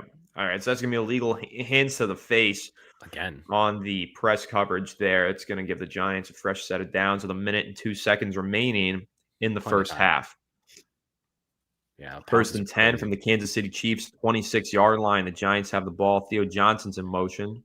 Russ is going to hand off to Devin Singletary, who's going to fall forward for a gain of about 4 yards. God, I love those plays. Weird play call. I mean, let's get. You don't have any timeouts, bro. Yeah, no timeouts. Kansas City calls timeouts. Yeah, Kansas City calls a timeout. I don't know, man. I guess they're just trying to wind some time down, but I feel like you should just focus on scoring a touchdown. Like, stop. Yeah. Like, you don't mess with the time. Like, the clock does not matter, bro. Like, you don't have a kicker. Yeah, I guess I do agree, but at the same time, we did lose last week because we gave Dak Prescott 25 seconds or whatever the hell Shane Bowen couldn't defend for. So, but I was also at the end of the game. I was just seeing little neighbors here. There's pockets, man. Like, I see him. That's a good. He really hasn't been open on any of these. Yeah, I was going to say. Showing. They have been double covering him in a zone so far in this game. Crazy. Yeah. He's got 1 target, 0 receptions, and 0 yards. I don't know why they can't just give him a fucking screen pass or something, and even a handoff. I don't care. Just put the ball in his hands. It's not that hard. The offense is just so lazy. Like, they just don't have any creativity to it sometimes to get their guys the ball. I agree. They're relying on penalties and move the ball right now, which I don't like. Second and 6 for the New York Giants offense from the Kansas City Chiefs 23-yard line.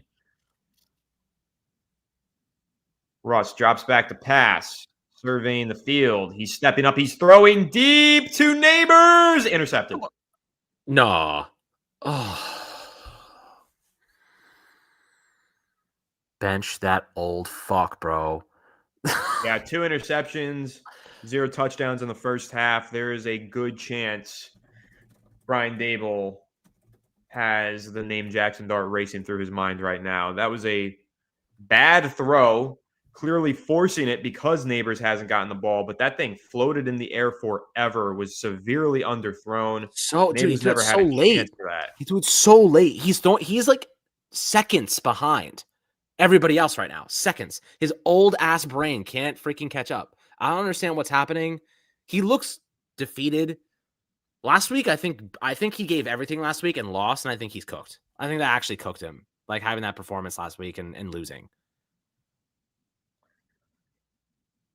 Mahomes threw a quick pass from his own 20-yard line. It was Batted down at the line by Oh Brian no, Burns, incomplete. Burns' left And knee. Burns is down and not getting up, grabbing something lower body.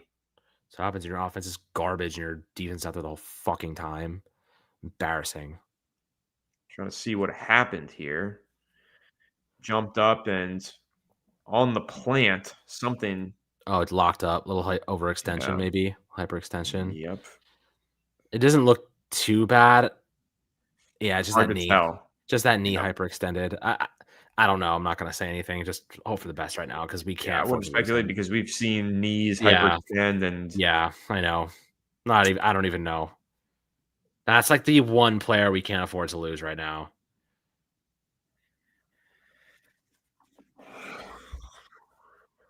All right. Well, Jackson Dart, buddy. Hope you warm up because you're playing next half. I mean, it doesn't look good here for Brian Burns. We're getting him up to his feet now. See if he's able to walk under his own power or not. They, of course, are cutting to Travis Kelce, who's scratching his eye. Like I care about that. All right, Burns is walking off the field under his own power, no That's good. assistance. Looks okay. Not sure how severe the injury is going to end up being, but walking under his own power is definitely a positive sign. I mean, so far, do you blame? Because I know on Twitter people are saying I don't blame it on Russell Wilson. And like people, Chris Collinsworth doesn't think that was on Russell Wilson. Do you think that Russell Wilson's looked competent today, or do you think that now's the time to go to Dart, or do you think you just ride this out with Russ and hopefully he bounces back in the second half? Obviously, you can answer after this. You're in this game right now, so you probably keep Russ in. But if you want to spark and if you're feeling like your back is against the wall, if you're Dable, maybe you throw Dart in. But honestly, there's two things here. I don't think that Russ is the biggest culprit so far in this game. I think the play calling's been bad once again. But the other part of it is they haven't called a lot of plays where the passes are designed to target the middle of the field, and that's because of Russ. So their playbook is a little bit limited right now because of Russ, but also they're not utilizing the playbook well enough to maximize Russ. So it's going hand in hand. It's just, in my opinion, bad performance from both the coaches and the quarterback. But you could make the argument that putting Dart in would open up a different layer of the playbook that's unfortunately closed right now with Russ in the game. Yeah, I mean, like I said earlier, the whole middle of the field is basically off limits. Like we can't throw to the middle of the field, which is a huge problem because he's too short. The ball gets batted down half the time, so he's having to moonball it to the boundary. And obviously, so far, 2 interceptions and basically nothing there. The Chiefs are just waiting on it though. Like he's staring him down. The Chiefs are just getting their head turned around, just waiting for the ball to get there. They know exactly the game plan, and the problem is, like you just said, a lot of the playbook is limited because of Wilson's strengths and weaknesses. And when that happens and the Chiefs are got your number, I think they gotta have to. They might want to consider putting Dart in because I don't think that the Chiefs prepared for Dart as much as they did for Wilson. It's a totally different play style. Totally different play style. Burns looks like he's okay. Thank God.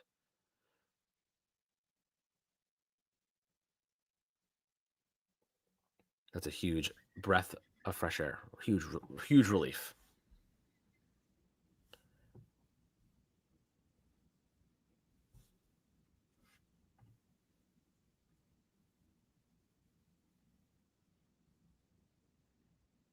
The silence is deafening.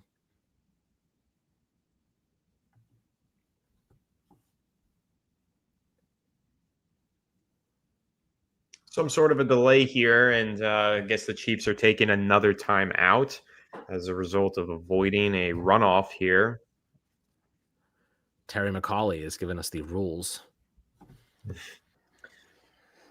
because apparently the commentators don't know them well enough. Chiefs are going to hand off to, I believe that's Pacheco, who falls forward for a gain of about 4 yards and a first down. 40 seconds remaining in the half. Another timeout. Man. So how do you get back in this? I guess you're in this game, but how do you get this offense back up and kind of moving? Here comes Burns Get back. the ball to Loves Malik see that. Neighbors, man. I've been saying it all game long. I think it's ridiculous that they can't find a way to get the ball to Malik. Yeah. Even if it's on some basic screens or put him in motion, give him a jet sweep. I don't even care. Just get him the ball and let him work. I don't know. I mean, it's going to be interesting to see when Dart does play, how the middle of the field does open up, and if they start to kind of get a little bit more action there. We saw in the past, Darius Slayton on the dig routes had some success. I haven't seen him on a dig route in a long time. Mahomes is scrambling. He's under pressure. Abdul Carter hits him as he throws the ball away. That'll bring up 2nd and 10. I love that Abdul Carter gets his hand up and gets into his eyes and his face and tries to throw off his throwing lanes. That's a really good trait. That's a really good little like detail. I think that does make a really big impact. The technique's just good. You can see like Mahomes is under pressure a lot. Like this front four is very good. You know, like they do create a lot of havoc, and it's just the problem is these quarterbacks are just escaping by the skin of their teeth sometimes and getting the ball out. Mahomes going deep, nearly intercepted there by Paulson Adebo, who was the last man to beat in coverage. That was nearly a huge play for the Chiefs and also nearly a huge play for the Giants. We never make those plays, dude. We never make those plays. Huge hit from Kayvon Thibodeau on Patrick Mahomes. A great rush there. He's had a good game so far. Phenomenal rush. That was a really nice play by Kayvon Thibodeau.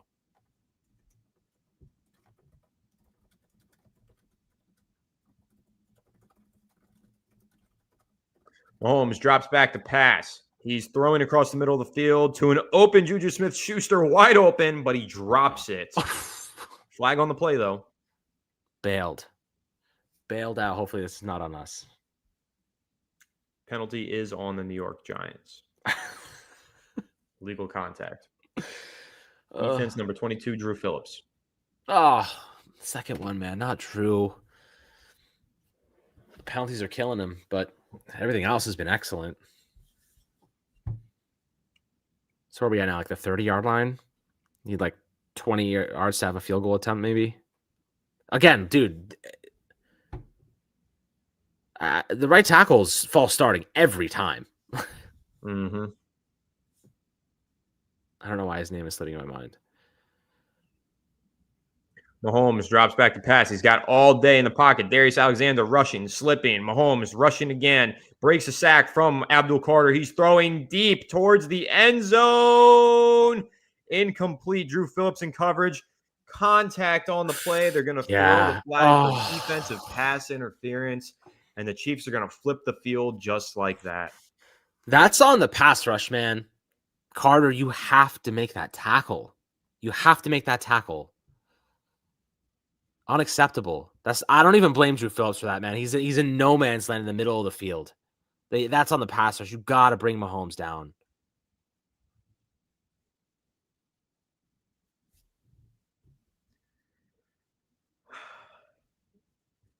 It's so frustrating. Yeah, Giants, of course, rushing 4 in the most crucial moments of the game. Why? I don't know. Mahomes makes men miss and just throws this thing as deep as he can. He's so slippery, bro. It's so hard to track the ball like that. You can't even blame Drew Phillips for this one. Can't make the play or can't commit that penalty the way that he did. But 7 seconds for the Chiefs offense. They're lining up from the Giants 11. Mahomes is rolling. He's throwing. It's incomplete. 4 seconds left on the clock. They're likely to bring out Harrison Butker and take a 3-point lead going into the half. Yeah. I mean, Hollywood definitely was looking for that flag, but that I blame, honestly, I can't lie. That's Abdul Carter's fault, man. You got to make that tackle in the open field. Like, you got to wrap him up. Let him make that throw with a deep, like a pass rusher on his shoulders. You know what I mean? Like, instead, he's diving at his legs, and Mahomes he's an underrated stiff arm, man. I think Carter's getting some lessons here early about some of these quarterbacks. Like, they will get out of that. They will make a play downfield. Yep. Hey, Mahomes is as elusive as they come from the quarterback position. Butker's kick from 28 yards is up, and it is good. Chiefs take a 9-6 lead going into halftime. Yep. You're right. They did. Yeah, I also am going to say you're right. Hollywood Brown definitely sold it for that flag. Chiefs are taught. They teach their players to do exactly that. They're really good on those scramble drills, and they're good at drawing those flags because they're taught to do that, and they're really smart with it. But realistically, what it comes down to me, as I see Deonte Banks hanging his head, walking into the locker room while all the other players have their head held high. Just body language thing that I always notice with him. It's never good. Anyway, on that play where Mahomes had all day to throw, makes Carter miss, the Giants only rushed 4. They've been rushing 4 consistently throughout this game, not applying pressure to Patrick Mahomes, and you're not going to win this game if you can't apply pressure to Patrick Mahomes. Yep. And honestly, I'm seeing some pressure on him. It's the lack of tackling fundamentals that are really frustrating me. I mean, Carter had a chance to sack him there, or at least disrupt that entire throwing motion. Just push him out of bounds. Like, stay upright. Keep the pressure going. Instead, he dives at his ankles, misses, and he can't get up fast enough to make a play. I mean, we've seen him. His elusiveness is obviously, like you mentioned, one of the best in football. Like, they have not been able to just wrap him up and just stay upright. I think that's the thing. They're diving at him. Like, they're losing their balance, and he's going to slip out of those tackle attempts. This is classic Mahomes stuff. Like, I don't know. Like, it's just sometimes it's a bit frustrating to watch unfold because, Carter's a young player.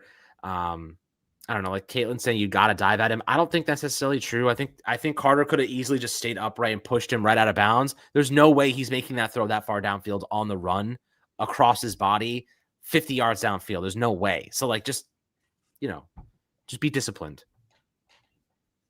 Yeah, I don't know. Listen, I get what you're saying. There is pressure, but you're talking about pressure that was applied by Abdul Carter 6 seconds into the play. It's not real pressure.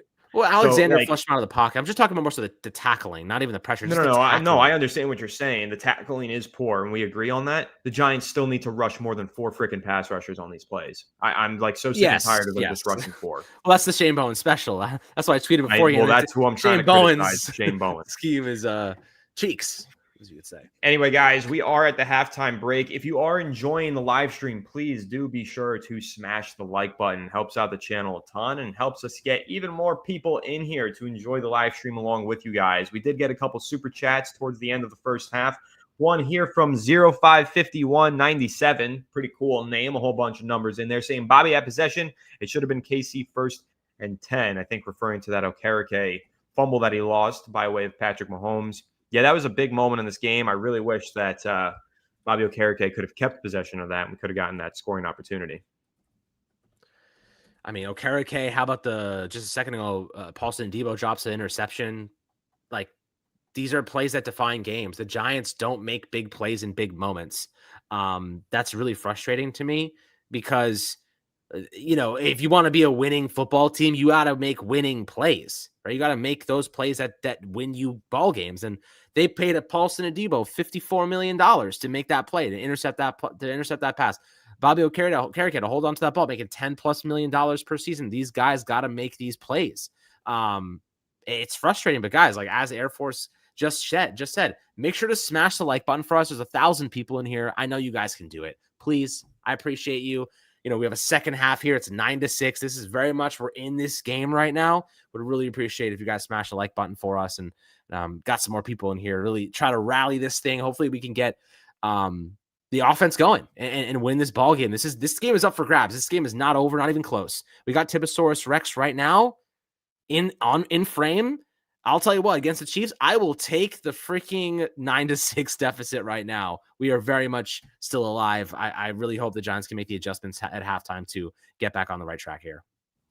And I hope they can start blitzing Patrick Mahomes and throwing to Malik Neighbors. I feel like those are the 2 things you need to do to win, and those are the 2 things the coaching staff is refusing to do. Another super chat here, though, from Christian Whitehead. Thank you so much, saying, so why was Thomas out on the last offensive possession? Can he not wait one more drive to rest or to halftime? We are only in this because of the refs.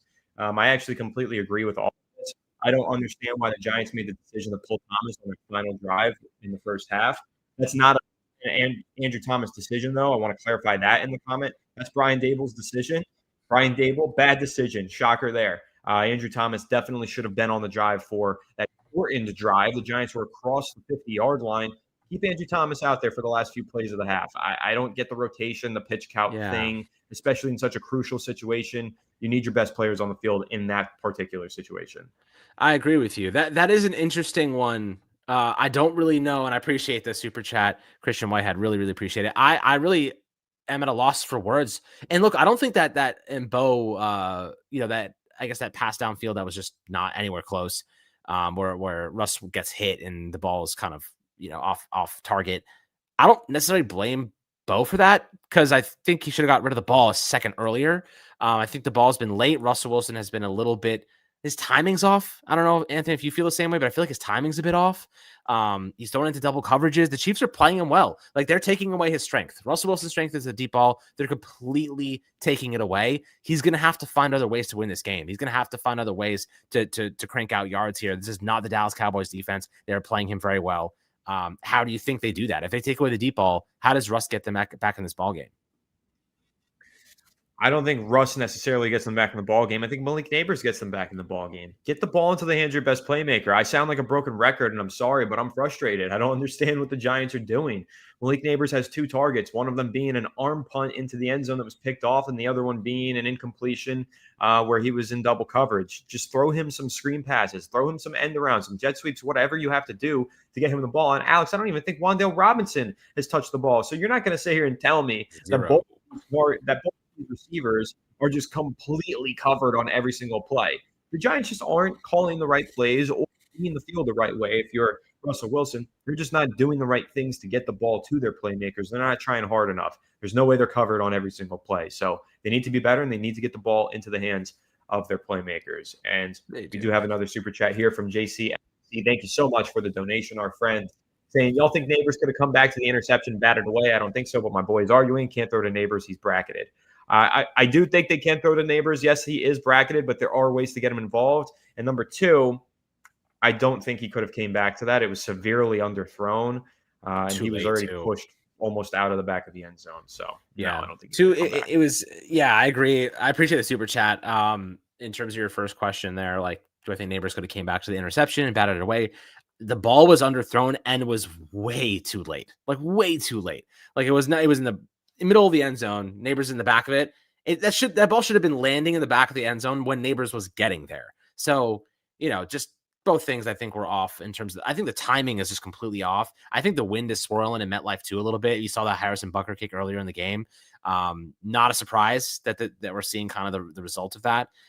It's not unusual that we do, but as for your second thing, they can't throw Neighbors. He's bracketed. There are ways to get the ball to your top playmakers aside from just running very general basic routes. Like, they're running slants. Like, they're playing him very simply because they know where Russell Wilson wants to go with the football. They know what his strengths are, and they're just making sure to take those strengths away. And they're trying to put Neighbors where he's going to make those plays. You can get him on some jet sweeps. You can get him on some screen passes, get a little creative with it, bunch him up, use some delayed routes. Like, there's ways to get these guys in. They're playing a lot of zone against him, not really manning up against him. So they're dropping back into coverage and just keeping him in front. I do think that they are doing a pretty poor job of scheming him open. And if I was willing to bet right now, I guarantee you Malik Neighbors is going into that room right now at halftime saying, what the hell are you guys calling? What plays are you guys calling? Because I am not even seeing the football. Get me the ball. Put the ball in my hands. I will make the rest happen. So they need to do that. Obviously, I think that's going to be a priority for the second half. Need to stop them from scoring, though. Defense got to make a quick stop to open up the third quarter. Yeah, we're going to need to get the ball back into the hands of this offense, and hopefully they can get something going. I will say, though, I argue that the Giants should have thrown Jackson Dart in there on that red zone possession. Still stand by that. I think that when you have Dart in there, it does open things up for your offense in the running game, as we saw last week versus the Cowboys. We saw Jackson Dart go in and run the RPO, and then we saw the RPO work out because Dart was in the game. I'd like to see the Giants try that again. Yeah, I agree with you. I mean, just the risk of him running or doing something, obviously he can throw the ball too, but just the confusion, right? And that's the thing, Anthony. Like, how many times have we said the Giants need to be a little bit more creative? They need to be a little bit more confusing.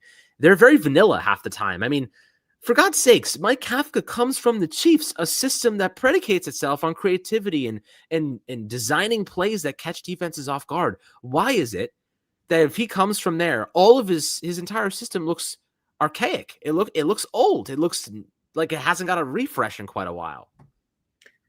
I got to get your take on this here, Alex. I do agree with what you were saying about Kafka. Comes from the Chiefs. Why can't he run an offense that shares some of those concepts? I don't know. But Giants fans are chanting during halftime over at MetLife Stadium. They are chanting, "We want Dart."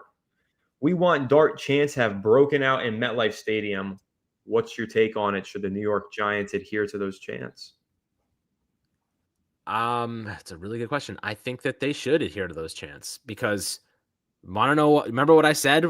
The big thing for me when it comes to Jackson Dart playing was Andrew Thomas back, and he's back. So I'm ready for the Dart era to start. This is a situation where the Giants need some life, man. They need a reason to get back in the football game here.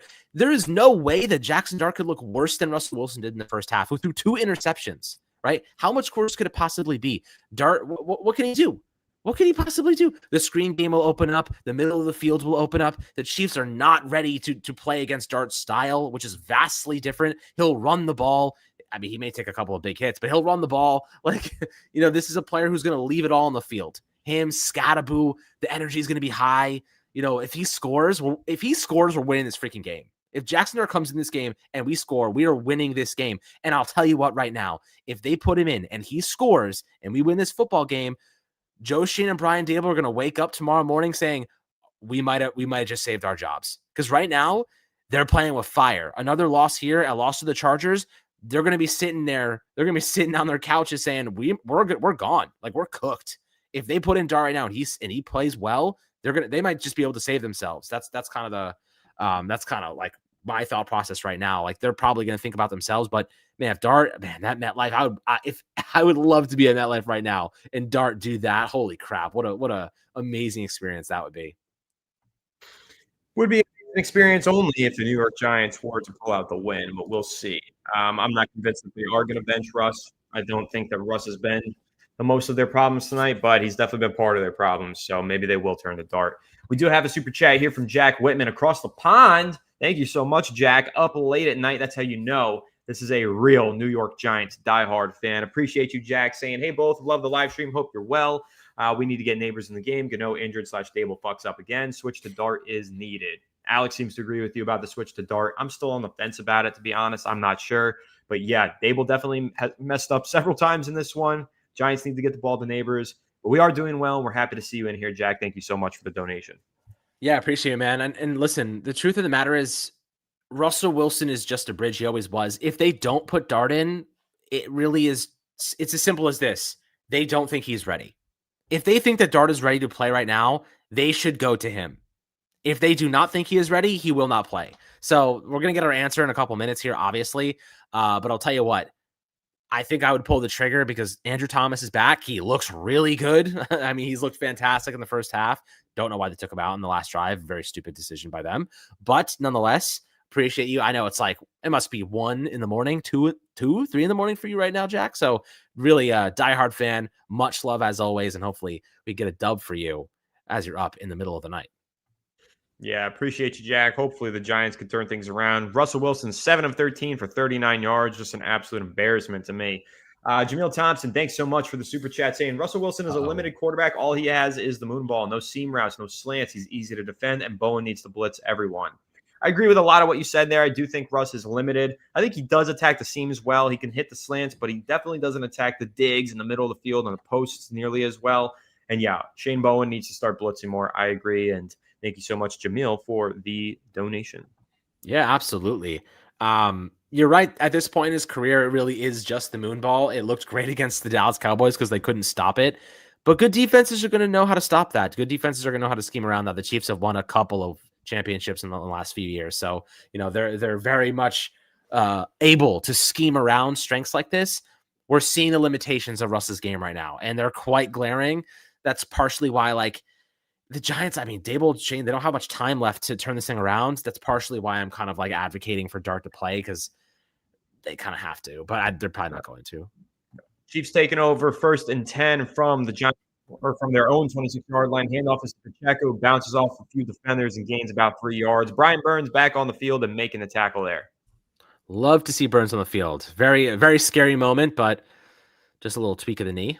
All good to go. He looks bigger, man. He looks bigger this year. He added on a little bit more muscle. He's such a beast. He is. I love that. Play, bro. Great trade. So one of the moves I do give Shannon credit for. Second down for the Kansas City Chiefs from their own 31-yard line. Mahomes rolling right, throwing right, and completing to Hollywood Brown for a first down and then some. Drew Phillips was in coverage. Yeah, they're attacking now. They have a good script for this drive, no doubt about it. Brian Dable did speak with the sideline reporter and said that he likes the way the defense is playing. Giants offense just needs to convert third downs. Got any quick take on that before the next play, Alex? No shit. I think the defense You is don't playing well, say. though. I mean, They're bending, not breaking. I guess, yeah. First and 10 for the Chiefs from their own 46-yard line. Handoff is to Pacheco, who cuts, makes a couple guys miss, and falls forward for a gain of 7. You know who needs 5 receptions right now? It's Wan'Dale Robinson. It's not going to hit my bet. Wan'Dale needs receptions. Neighbors needs receptions. The Giants offense needs some freaking life. Ah, man. Yeah, they do. And the Chiefs offense could be finding life here. We know that one of the best halftime adjusters is Andy Reid, and they're running the ball now. But 2nd and 2 for the Chiefs from the Giants' 46-yard line. Handoff is to Pacheco. He's met in the backfield by Abdul Carter. There we go. And then Bobby Okereke comes in to clean it up. Carter. Little Vader action. We love that. Darth Vader celebration. Love it. That's going to bring up 3rd and short for the Chiefs offense. Great play there from Abdul Carter. Big time. That was a huge play. That's a play that Abdul Carter made to get around Creed Humphrey, one of the best centers in the NFL. Yeah, and right before that, Carter actually missed a tackle again, so that was a nice recovery. He's missed a couple of tackles. At least he made up for it. 3rd and 3 for the Kansas City Chiefs offense. Patrick Mahomes drops back. He's going to throw to Travis Kelce, who converts the first down and then some. Dane Belton in coverage. Yeah, who could have guessed that matchup would have gone poorly for Dane Belton? What a surprise. Yeah, really fantastic route here from Travis Kelce. This is a choice route where he can go inside or outside. He fakes the inside, turns it outside, and he's across the 40, actually across the 35-yard line. Kansas City Chiefs moving into field positioning. That was an actually phenomenal route. Yeah. For a guy that size, not old. Yeah, for real. 1st and 10 for the Kansas City Chiefs offense from the Giants 34. Mahomes throws out to Hollywood Brown, who is tackled after a gain of about 8 yards. Yeah, they're starting to find the weaknesses in this defense. You can see they got the rhythm. Yeah, they've got the rhythm. It's a scripted first drive out of halftime, and there's the whole half left to go, but it's a good-looking drive so far for the Chiefs offense, and Giants need to start getting some pressure on Mahomes. He's getting the ball out laser quick, though. He is, and that's the thing. Like, he just reads the field so fast. That ball is out. Yep. 2nd and 3 for the Chiefs. Mahomes is under center. He's signaling out number 51, Abdul Carter here. You could hear him audibly. And it's going to be an end around to whoever, and it's going to be a first down. That's what's important to know. Chiefs pick up a first down there. They're moving. This is not what we want. But you see the creativity, though. Like, look at the creativity. They can't do this for Neighbors? You're telling me they can't do this for Neighbors, man? Little jet sweep? They're just too stupid to. So frustrating, man.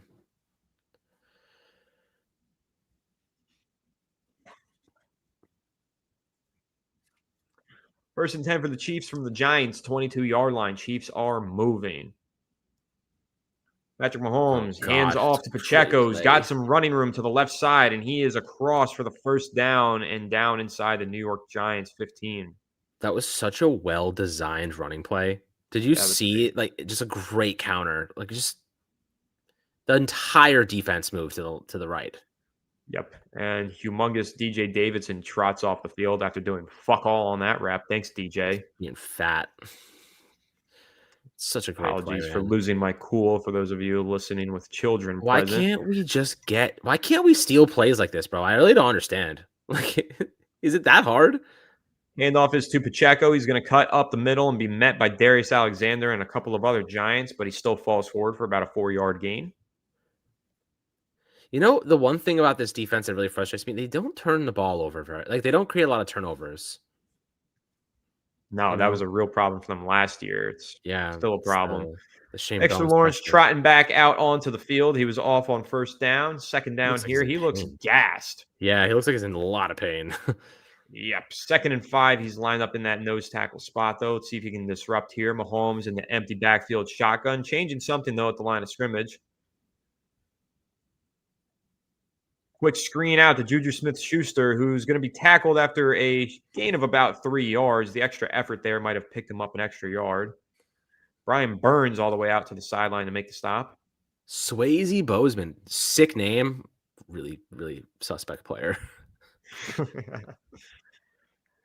Yeah, Brian Burns sniffed that screen out, and the It's actually a good play by hustle him. and effort on this guy is so commendable. I have tremendous amount of respect for Brian Burns and the way Yeah. he's constantly grinding. He balls, man. He plays hard no matter the score, no matter the record, which I give him a lot of credit for. True. Honestly, if I was paid 140 million too, I'd probably do the same. But Yeah, but a lot of players don't. 3rd and 3 for the it's Chiefs true. from the Giants 5-yard line. Mahomes is going to call Kareem Hunt in motion, and he's going to pump, throw into the end zone.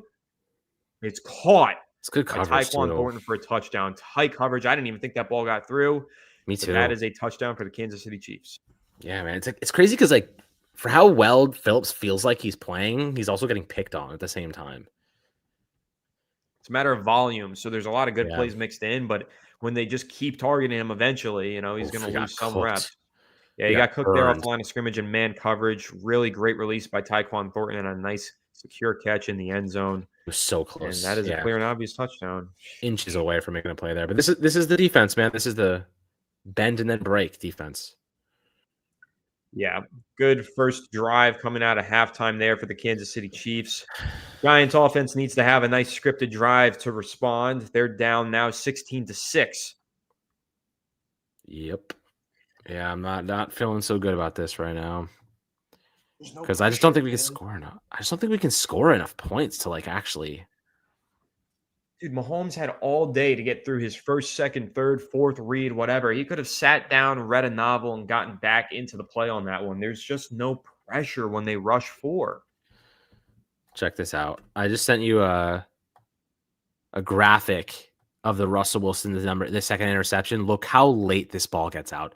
He had neighbors too for probably a touchdown if he gets this ball about 2 seconds. I'm scared to look at this. It's really bad. It's really scared bad. to look at it. It's really bad. It's like way late. Like he had him one-on-one in coverage. That ball should have been out immediately. Yeah, that ball was super late. That's why you got to put Dart in right now, though. Like, Right, you need someone who's going to be at least aggressive. Like this guy's playing so slow. Like Russ is like 10 seconds behind everybody else right now.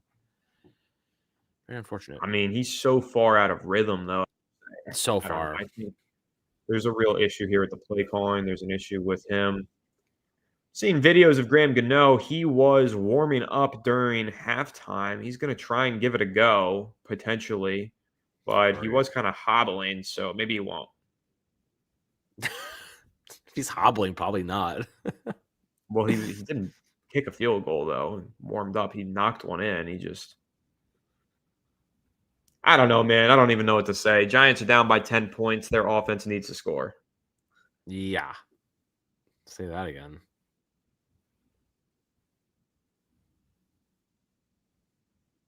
Ugh.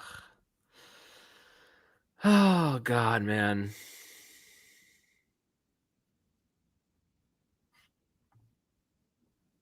This feels like a classic. In the worst way possible. This is the most familiar New York Giants game I've ever I know. watched, to be honest. I've watched this game 100 times. The Giants don't ever do anything unique. Like I've seen this game 100 times. I saw it in week 1. Literally saw it 2 weeks ago. This is exactly what the game felt like in week 1. Yeah, almost it was like a slow death. A slow death. Like they got me at the guillotine, but I'm just waiting for it to drop. Yeah, I'd rather them just and without our kicker. Whatever. I hope that we can just fight. We need a touchdown on this drive and get back into this. Need a touchdown. There is no field goals for the Giants today, so need a touchdown. Desperately. And hey, our red zone offense is terrible, so yeah. Bucker kicks it away. It's going to be fielded by Devin Singletary. They're clearly targeting him on the returns today. Oh. He's got some space, though, and he's down at around the 32-yard line. A decent return there. Oh, man. Scadaboo is the only guy who's doing anything worth a damn for the New York Giants offense tonight. Yep. Yeah. Great player. Big fan. Might have to get a jersey. I don't buy jerseys that often because the Giants let players go so frequently, but I kind of feel like Scadaboo is a sick jersey to have. I want to get a Neighbors jersey, but just waiting for the right time, I guess. I'd rather get one when they're actually good so I can wear it with some pride. After they extend him, so they don't make sure he doesn't leave before that. 1st and 10, handoff is a Scadaboo. Nowhere to go up the middle. He cuts it to the outside, and he's going to be tackled still around the line of scrimmage. Yeah, man, the Chiefs just rallied to the football so fast. Yeah, there's nothing there. Yeah, that's a good word. Effort. Our DBs like Brian never Burns there. Effort, and I see half of the secondary just walk around. Disappear. Andrew Thomas not on the field for this drive. I don't know what the reasoning and rationale is, but hopefully we get some clarity at the end of the game. 2nd and 10 now for the New York Giants offense from their own 32-yard line.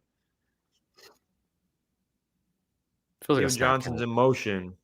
Russ takes a snap. He's looking. He's under pressure. He's stepping up. He's scrambling. He's running, and he's got a first down around the 46-yard line. We'll take it. We'll take it. Whatever Russ can give us, we will take. Oh, Russ coming off the field. Looks like he might have been rushing to the sideline. They might be putting Dart in for a play. Interesting. First down, little running play. Oh, there he is. Jackson Dart There's the kid in the huddle right now.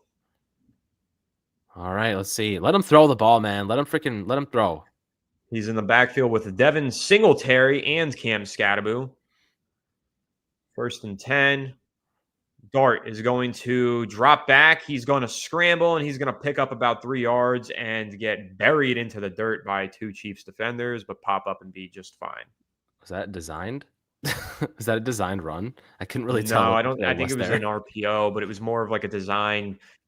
First read is to swing it out to Scadaboo, but if they're in man, jump on it, so you can't throw it, and then you're going to come back to the other running back who was also covered because, of course, it's man. So this is a play that you hope to get against zone coverage, and they got man, so Dart didn't really have a choice but to just run it. Yeah. You can tell that the offense is going to be a lot different, though, when he does play. You would hope, but we've said that before. 2nd and 7 for the Giants offense from their own 48-yard line. Russ drops back to pass. He's pumping. He's sacked. Get rid of the ball, bro. What? I don't know why he's holding on to the ball. Killing play right there. I don't know why. I really don't get it. Yep. Chris Jones with the sack. He's one of the best defenders in football, so credit to him. But John Runyon Jr. was thrown down to the ground pretty quickly there. But also, Russ had an opportunity to throw it. That's on the alternate angle. It looked like Malik Neighbors was open, but he wasn't going to get to that read. But he could have taken the first read, and he didn't. 3rd and 12, though. Let's see if the Giants can miraculously convert. I highly doubt it. Russ drops back to pass. He's looking. Oh my God. He's surveying. He's under pressure. He's scrambling once again. He's taking a shot, and he's rushing for a gain of about 7 yards to bring up 4th and 5. Greg Van Roten just got blasted. Blown by. I don't even think he saw Chris Jones go by him. It was so fast. Shocker. Holy crap. 4th and 5. The boos are raining in as Russell Wilson and the offense trots off the field to send out the Scottish Hammer. The Scottish Noodle. I mean, next drive, Dart. What do you think?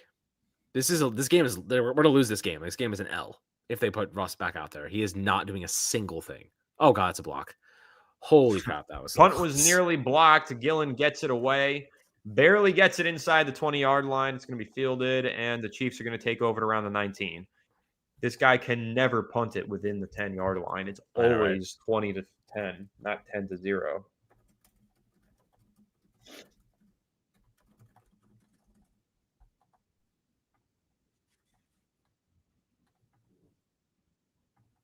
They're not going to win this game with Russ at quarterback. It's quite clear to me.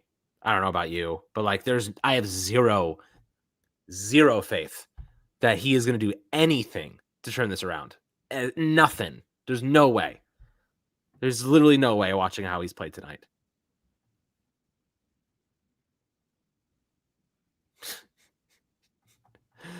Gillen is ass. Gano is glass. Well, I got a chuckle out of you.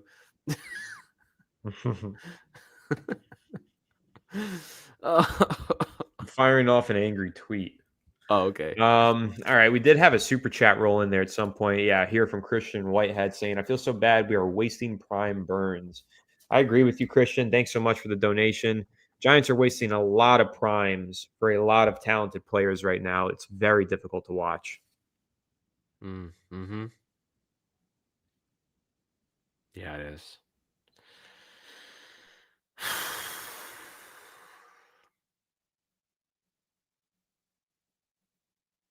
I don't know, man. It's hard to watch this. It's hard. It's like we already know the ending to this story tonight. They're gonna lose next week to the Chargers. Like they're gonna get not only lose, they're gonna get their freaking shit blasted by the Chargers. I think you're muted. Oops. Chargers are so good. That's all I was saying. I know. Chargers Did you see that throw good. from Herbert today? Rolling to his Of left course I saw it. across I his was body. watching that game. I turned off Red Zone just to watch that game. That was one of the best throws I've ever seen. On the run, getting hit. You watch more Chargers games, you would know that he does crazy shit like that every week. I love Justin Herbert. He's probably my favorite player in the NFL that's not a New York Giant right now. I mean, dude, if we start the season 0-4, right, and then we have a layup against the Saints, which I wouldn't put it past the Giants to potentially make that a close game. Then you have the Eagles, Broncos, Niners, Bears, Packers, and Lions. There's a very real possibility that we don't win 2 games in that span. We could literally go 1-7, 1-8 to open this season. I mean, I have to imagine that Shane and Dable don't survive 1-4. 0-4, 0-5, you know, or even 1-6. That's why this is a do or die game, and that's why the New York Giants are going to die. Yeah, I'm not going to disagree with you anymore. They have to.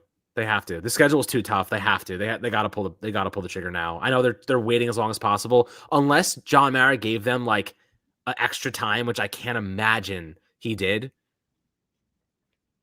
I mean, dude, watching Mahomes scramble back there, it's just freaking insane. It's just insane. We are creeping up towards the 150 like threshold, guys. If you could please smash the like button and get us there, that would be awesome. At 150 likes, Alex will do something entertaining. I'll leave it up to him to decide what he's going to do. What are we got right now? Second and 7 for the Chiefs offense. Quick screen pass here out to Thornton, who's going to inexplicably pick up about 6 yards. Stands there. Tackling from Paulson Adebo that I've seen in quite some time. Paulson Adebo, brother, be aggressive. Slow him down at least. Get some guys to rally the football. This dude just stood there. We have the worst coach team in football, bro. I swear to God. The Saints and 3rd and 2 for the Kansas City Chiefs offense from their own 26-yard line. Mahomes takes a snap, drops back. He's looking, he's throwing, and he's got a wide open Noah Gray on the choice route. Once again, they literally run this play every single goddamn time. They have been 3rd and short, and it works every single time. Our CB1 can't even cover a fucking backup tight end. Every time they have a 3rd and short, they run this play. It's embarrassing. Embarrassing. This team is so poorly coached. It's hard to watch. It really is. It's hard to watch. To do it every week. It's like I have to go into 1st and 10 for the Chiefs offense from their own 36-yard line. Mahomes hands off to Hunt. Hunt is going to go around the right side, and he's going to be thrown down to the ground by Abdul Carter after a gain of about 3 yards. Better tackle from Carter. Yeah, it was a fine tackle. I'll take it. We'll take a tackle. Shout out to the 1,200 of you watching this live stream. We've got over 1,000 watching from Twitter/X and 227 live on YouTube. Appreciate everybody. I know it's late and the Giants suck, so I'm sure a lot of people are heading off to bed. But those of you watching, thank you very much. 2nd and 8 for the Chiefs offense from their own 39-yard line. Mahomes drops back. No, he hands off to Hunt. Hunt makes a cut. Hunt is going to be up and down bring up third and about 1 or 2. Tackle on the play made by Bobby Okereke. Dude. Can I just like really piss you off right now? Everybody? I'm already really pissed You off. want to know who our leading receiver is right now? Is it Tyrone Tracy? Nah. Even Scatterbo? honest, yeah, it's Scatterbo. Tyrone He's Tracy, the only player on the offensive dude. side of the ball. Tyrone Tracy has not played since the first quarter, and he has more receptions than both Wandale and Malik Neighbors combined. I know. That's why 0. I guessed him.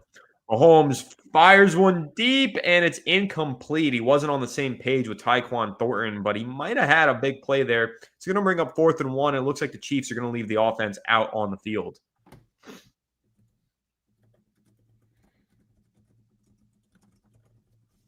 It was a nice play design. Mahomes just not on the same page as Thornton.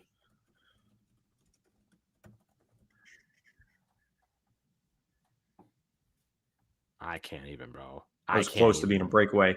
4th and 1. Chiefs are out. Timeout. New York Giants.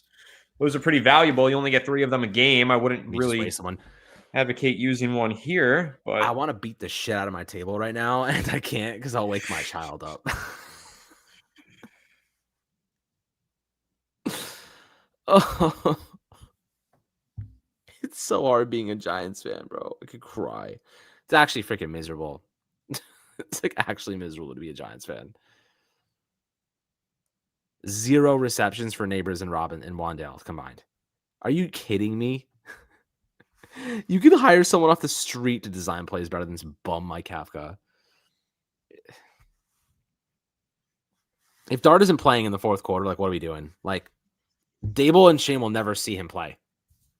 I bet he plays next week, though. I bet you anything he starts next week because they have no choice at that point. Hey, maybe they just want to give him a full week to prepare for it. But anyway, 4th and 1, Kansas City Chiefs have special teams, the punt unit, out on the field from their own 49-yard line.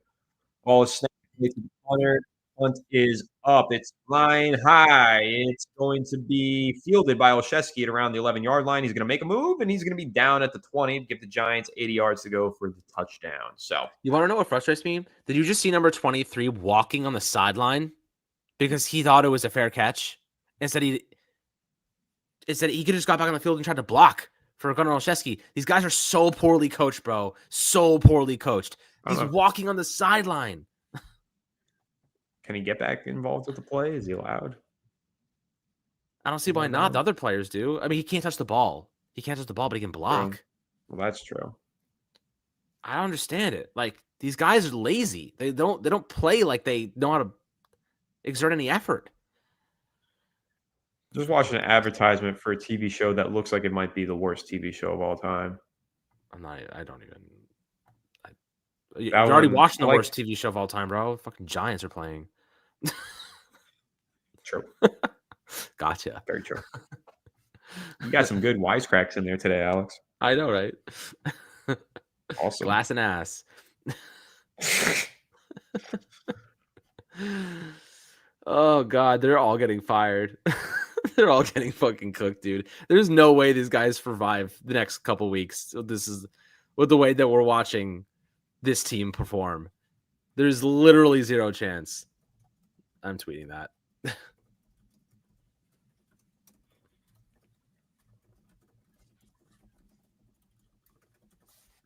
We did get a super chat that rolled in. I'm going to bring that up real quick while we're still in the broadcast commercial break. JC NYC with another super chat. Thanks so much for the donation, saying defense going to be gas. I knew it'd be hard for Russ with Spags defense and our short quarterback that can't see the field. It's a dart time. JC, you might be right. I think there is a strong argument to make for putting Jackson Dart in the game. Thank you very much for the super chat. I appreciate that, man. I do appreciate the super chat despite what we're experiencing right now. We're all going through this together, man. At least we have you guys. At least we're all in this together because I don't know if I could do this alone. I honestly don't know if I could do this alone. This is a group therapy. I have 2 updates for you regarding the New York Giants lineup. Number 1, Russell Wilson is taking the field again. They're not turning to Jackson Dart. And number 2, this is actually arguably a more important update, Alex. Thomas is Andrew back. Thomas is still standing on the sideline with no helmet. Ah. It does appear that his night is over. Well, I'm not surprised. I think he was on a snap count. I think they wanted to start strong, take a lead, and that never happened and never was going to happen. So, I think that's stupid. If he's well, not healthy to play, then don't fucking play him. brother, it's the First and 10, Giants. Russell Wilson drops back, play action. He's going to flip it out to Scatterbo, the leading receiver on the night, who's got a big gain of about 21 yards there to bring the Giants up to the 39-yard line. His nickname for me is the Rhinoceros. He just spears people. Like, he's such a funny player. He wants CTE.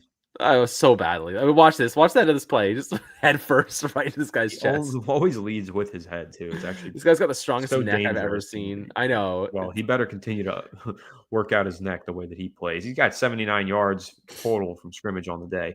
First and He 10, leads the team. quick pass out to Theo Johnson on the screen, who just dives into He's defenders so but slow. keeps his feet moving, and he's going to push this thing For a first down, I think. Yeah, See how hell of a easy play it there is? from Theo You see Johnson. how easy it is? Just get the Throw a ball. Just screen? get the Yeah, ball it's to your pretty freaking easy. players. Let them cook. Let them work, man. Well, you can't do that to neighbors. Could if you weren't brain dead Mike Kafka, apparently. But that's going to bring the end of the third quarter. The Giants offense with a couple of nice plays there. But we know that whenever they have a break, it usually kills their momentum. So let's pray that that doesn't happen going into the fourth quarter. Yep. Yeah, Cam Scatterbo has more all-purpose yards than Russell Wilson has receiving yards today. Russ, do you want to hear something? Oh my God. You want to hear something even worse, Anthony? No, not really, but Yeah. I know you're going to tell me. Cam Scatterbo is averaging more yards per rush than Russell Wilson is averaging yards per pass. I gotta tweet that too.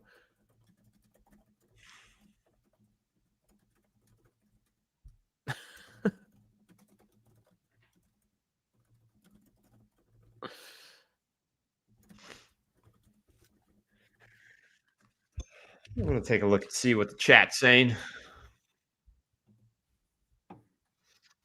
Good night, Sean. Appreciate you tuning in as long as you did. Yeah. Get some sleep, man. We'll hold down the fort. Jennifer's asking if John Mara kicked the chair yet. I heard that he smashed his desk with a Scottish hammer that he had in his back pocket.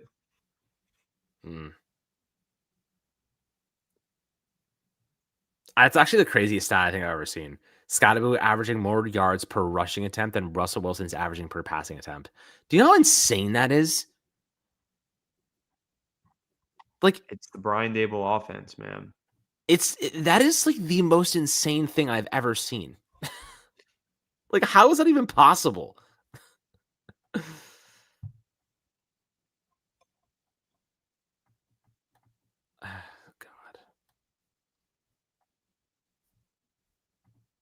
Whoever the Giants hire as the next head coach better give a shit about discipline. Better care. Better demand. Like, there's consequences. Oh God! But guys, if you're still here, there are almost 1,300 of you in here right now. Make sure to hit the like on YouTube. We're suffering right now, like actually suffering. We really appreciate it. Just help us out in that way as we survive the fourth quarter with you guys. Oh man! All likes are super appreciated. Tough watch. Jeffrey said I'm going to rip off my mustache. It might be more enjoyable than watching this. Yeah, if you guys can get us to 1,000 likes, I will rip my mustache hairs off of my face one by one. 1,000 likes is quite a lot, though. Better get smashing that button. Sorry, Anthony's been doing that after the game ends anyway. First and 10 for the New York Giants offense from the Kansas City Chiefs 49-yard line. Neighbors in motion. Russ takes a snap. He's dropping back to pass. He's scrambling out to his right. He's being chased. He's throwing. It's caught, I think. Yes, caught by Malik Neighbors. Hell of a catch, but there's a flag on the play. It's actually Wandale Robinson who made the catch. It's a great catch. I think he went out and back in. I don't think it's going to count. I think it's going to be illegal touching. Jameis Winston trying to influence it. Yes, he did go out and back in. So that's not going to count. The first explosive-ish play in the passing game for the New York Giants offense, and it's going to be wiped away by a penalty. Yep.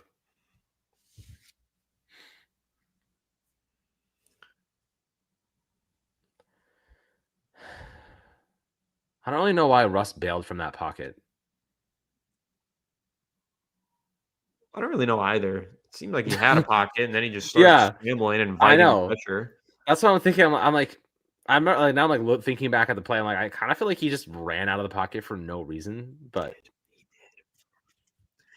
he did. So 2nd and 10 for the Giants offense after the completion that was not.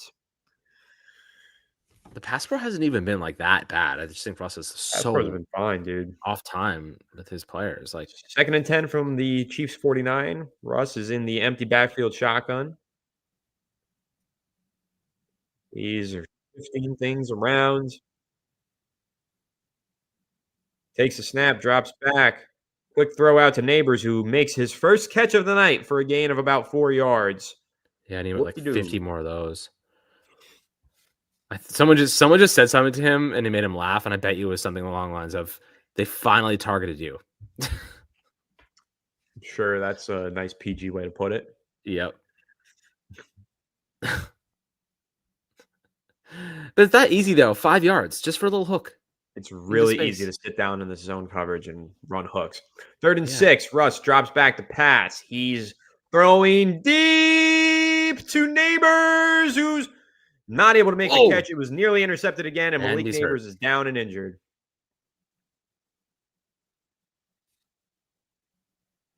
From bad to worse. Fucking, I can't, dude.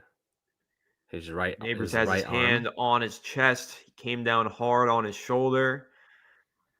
Definitely some serious fear here for the New York Giants. Neighbors is in significant pain. So bad. Oh, he got hit like right at the end there. A little dead arm. Man, that. Yeah, well, there goes our season. Neighbors is up. He's walking off the field under his own power. We'll wait for more information to update you guys on that.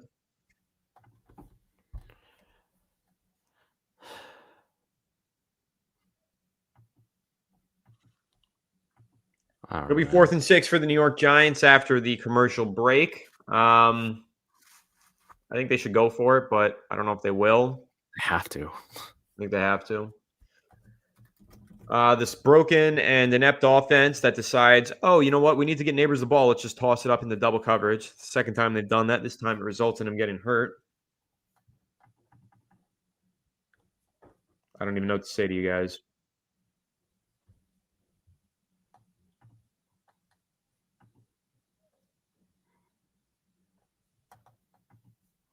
I don't know, man.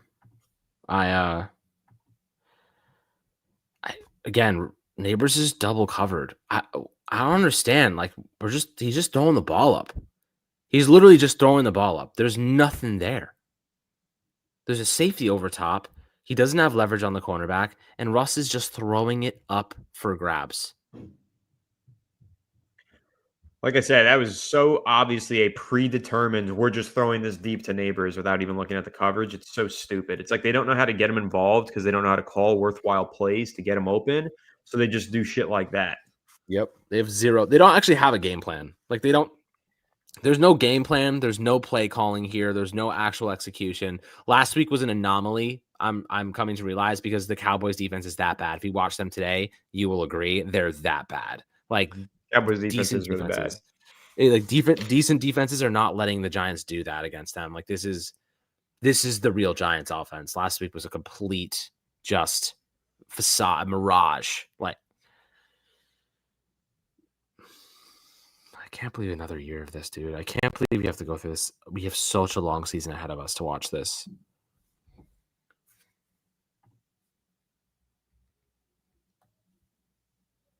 I mean, like, you start Dart next week, and is Neighbors even okay? Like, Really, really tough to watch, dude. Really tough watch. On the bright side, I'm playing you in fantasy this week, Anthony, and I may beat you, dude. Yeah, you're going to beat me. I have been having a really rough week in fantasy. I have a dynasty league where Malik Neighbors is on my team along with, get this, CD Lamb and James Conner. Cool. It's like three of my most important players. I knew the Neighbors was going to get sniped with my luck. Yep. I have him in my other Here league. comes Jalen Hyatt. Just put me out of my fucking misery. 4th and 6, Giants leaving the offense behind the shed. Actually, they didn't even put Jalen Hyatt out there. They put Bo Collins. It's pathetic. Giants from the Chiefs 45-yard line, 4th and 6. Russell Wilson in the shotgun. He's going to drop back to pass. He's going to throw to Wan'Dale Robinson, who makes the catch for the first down and then fumbles.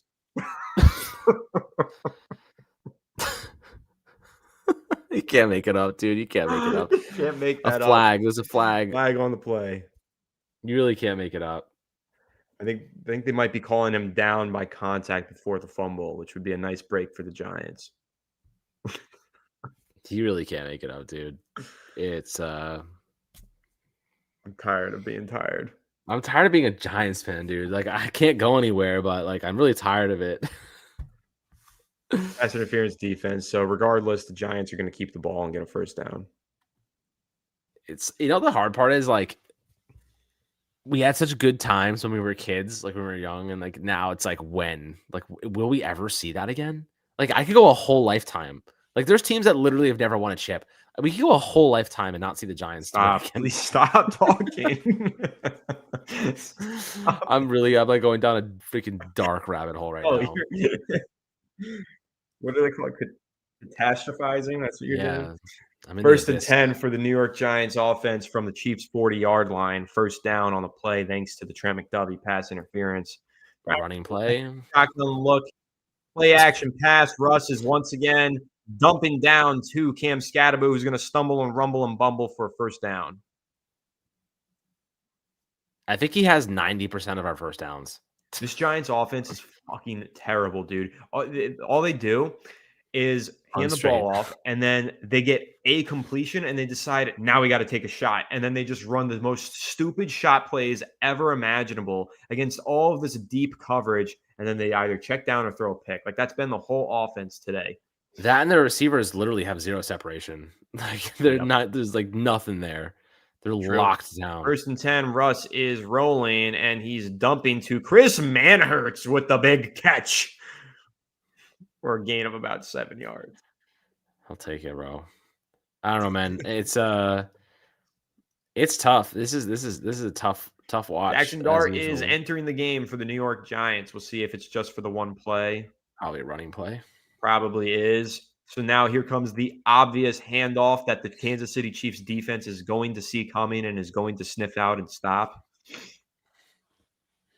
Let him throw, man. Let him play. Let him 2nd and 3 from the Chiefs' 21-yard line. Dart takes a snap, hands it to Cam Scatterbo, who's going to cut. Who's going to find a hole in a crease and fall forward down to the 11-yard line. 1st and 10 coming up. Dude, if the Giants had a reasonable passing game, their offense would be really solid. Like, that's how good Scatterbo looks. Dart is staying on the field for the next snap. Red zone? This is the first time that he stayed on more than one snap. Dude, Theo Johnson almost ran into Scatterbo. Did you see that? He didn't, but I'm glad I didn't. All right, Dart from the shotgun, 1st and 10. He's got Johnson and Scatterbo in the backfield with him. He's changing something at the line of scrimmage. Alert is what he did. Snap. Hand off to Scatterbo. Makes a man miss. Falls forward for a gain of 3. Keep Dart on the field, bro. Let him score right here. Get him some momentum. Well, Dart takes a few steps off to the sideline. Russell Wilson comes in. Oh, not the freaking wash job again. Put the dude to the What is a wash job? It's when you take a person and you have the. It's when you have a human being walk through a car. Malik Neighbors is back on the field. 2nd and 7 for the offense. Oh wow, Neighbors is back from the Chiefs line. Russ drops back to pass. He's scrambling. He's throwing. Darius Slayton, big catch, makes a guy miss. Gain of about 4 yards. Slayton's yak qualities are like non-existent. Stop. It's yak qualities. He makes me yak. That's how bad his yak qualities are. There's an injured Chief down on the field, so it's going to go to a break as this Giants offense was moving. 3rd and short coming up, though, from inside the 10-yard line, and a do or die need some touchdown point situation. We'd love to see Malik back. Love to see that he's okay. My fantasy team desperately needs him to score a touchdown right now. Mm-hmm. And then I need a generational. We do have some super chats that I want to highlight. This one here from Anthony Gore. Thank you so much. Anthony Gore is a Big Shot movie producer, man. I'm really excited to see his movie that he's mentioning here in the super chat. 3, the movie. It's going to be screening in New York City on September 30th at 7 p.m. at the Marlene Meyerson JCC Theater. Guys, everybody go check that out. Support one of our own in the Giants community. Anthony, appreciate the super chat. Yeah, I appreciate that, man. Definitely go check it out. Most definitely. I'm excited to see this movie. And then Mike in Lake Las Vegas with the super chat that just says 20.00. Not sure what you mean, Mike. Maybe it was a mistake. I don't know, but appreciate the donation nonetheless. Absolutely. 3rd and 4 from the 6-yard line. Giants hand off to Scatterwood. No, Russ is going to keep it, and he's going to be tackled for a loss of about a yard. What a play call! The Kafka special. The Kafka Russell Wilson option special. Brian Dable, buddy, what the hell are you doing? Putting his hand up and saying, "What was that?" What the hell are we doing? And Graham Gano is trotting out onto the field. He's going to kick with his left foot. Field goal. He's a lefty now. Dude, we're down by 2 possessions. You can't make it up, man. You can't make it up with this team. You can only kick field goals inside the 20-yard line. That's where we're at. The one-legged Graham Gano is trotting out there for a 25-yard field goal. The kick is up, and it is good. Graham Gano cuts the deficit to 7 points. Pan to Dable having like the celebration of his life right now. Brian Dable seemingly popping a bottle of champagne, and he's throwing it back with Graham Gano celebrating the field goal. Oh, unreal. Oh, shit. We had a super chat in from Alvin Adams. Thank you so much, Alvin. Didn't add anything to the super chat, but thank you for the donation. We do appreciate it. JC with the super chat saying, bright side, at least we're not getting blown out. Go Hyatt. Thank you for the donation. And yeah, I guess at least we're not getting blown out. However, I wish we were winning. And Hyatt is barely even seeing the field. Hyatt will never see the field on this team for more than a rep. He was out there for a rep, to my knowledge. A rep. A single A couple more super chats to fly through before the game resumes. We've got one here from Keith Wilson Jr. Thank you so much. Saying, salute, fellas. Just convinced we were never gonna play a complete game. Yeah, it's been incomplete for the Giants in all 3 games so far this season. Game 1, the offense wasn't there. Game 2, the defense wasn't there. Game 3, the offense and the special teams haven't been there. Classic New York Giants. Yeah, appreciate the super chat, Keith. Much love. I think that's what I said earlier in the day. Like, we needed to play a complete game, special teams, defense, and obviously the offense. And listen, our kicker gets hurt pregame. Russ looks like holy, like I said, dude's walk. He's so washed. He's walking through a car wash, paying for it. Like, if you're at a car wash, you see Russell Wilson walking out of a car wash. That's how washed he is. Like, he went through the whole tumble dry system. Tumble dry Wilson. That's what you should. And then he had a couple guys at the end drying him down too. Okay.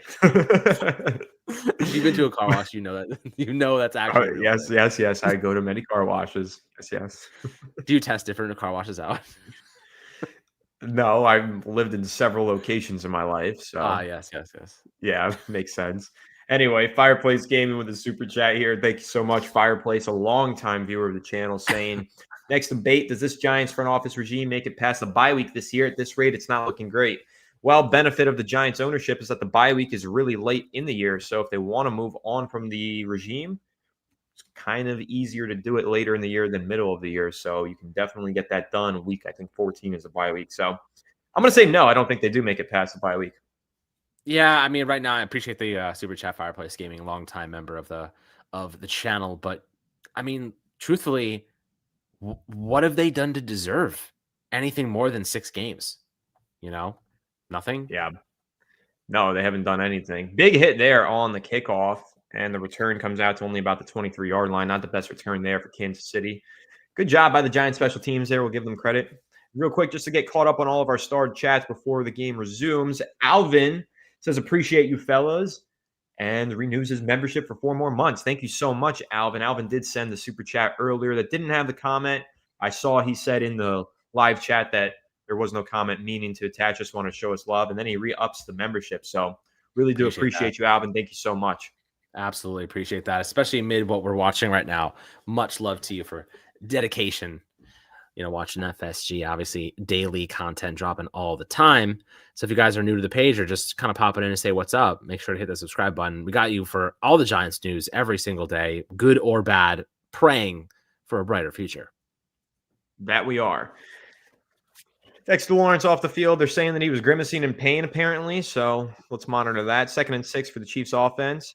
Mahomes drops back on the play action. He's rushed. He's throwing incomplete. Great rush there from Kayvon Thibodeau. That's what I'm talking about, though. Kayvon Thibodeau played that perfectly. He didn't dive at Mahomes' feet. He stayed upright and forced him to make a throw off balance. That's what I wanted from Carter earlier. Don't dive at his feet. Stay upright. Force him off balance. He can make those throws, but it makes it substantially harder. It's a nice play there. Really good game from Kayvon. Really impressed with him this season. Yeah, me too. He's looked good to start the season. That's going to bring up a big 3rd and 6 for this Chiefs offense and this Giants defense from the Kansas City Chiefs 23-yard line. Mahomes drops back to pass.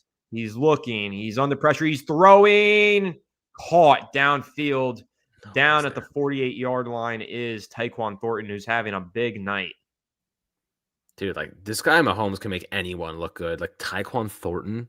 That's who's carving up our defense right now. He's one of the greatest of all time, man. He really is. I mean, he was under pressure here, just drifting back off his back foot and throws this thing. Giants are sitting around. There's no one even there. You didn't see him. I'm not going to lie to you. I don't even think that's who the ball was intended for. It wasn't, but he knows he has receivers there. So, like, throw it over there and maybe someone makes a catch. I think he was going to Hollywood, though. You're right. I'm going to walk back my GOAT statement, though. Wow. Anyway, swing pass out to creativity. Wow. To Smith. Gain of about 8 yards, 2nd and 2. Got him in the McCole Hardman roll. That was the moment there. 3rd and 6. Giants just can't buy a stop in those situations. It's insane. Yeah. It's because Mahomes is like throwing it up. And like there's just Chiefs down there somewhere.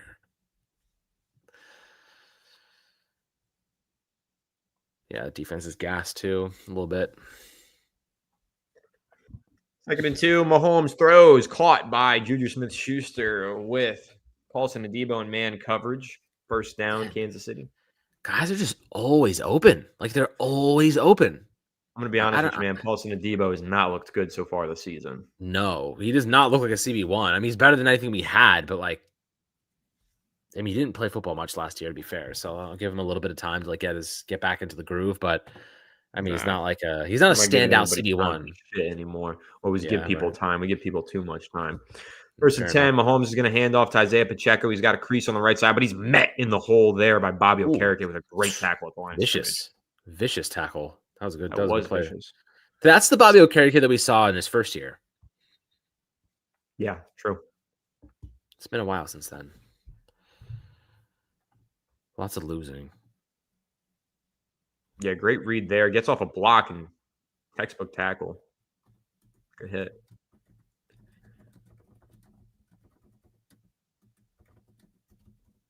Second and 10 for the Kansas City Chiefs offense from the New York Giants 34-yard line. Mahomes dropping back. He's throwing deep. Caught. Tyquan Thornton again continues his big night, and they're calling it a touchdown. Yeah, I was going to say, he slid right in. Cordell fought, buddy. Just let it into the end zone. Just let it score. We're not going to stop at the 1.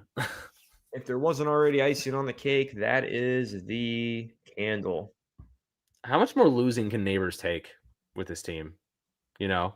Like, at what point is I he just actually like, think that's going to come back. oh, That ball moved yeah, quite a that's. lot on the ground. That's probably going to get called back incomplete. I was gonna say that's a drop. Dude. That ball moved. He didn't have control of it at Yeah, the that end. ball is definitely dropped. That's an incomplete Oh yeah, pass. absolutely. They That's just a reviewed it. They're break. calling it incomplete. That's a huge break for the Giants. Like massive. I mean, they still have to stop them from kicking a field goal for the most part, but it still is a big break. Most definitely. Dable just getting. He's so happy to get bailed.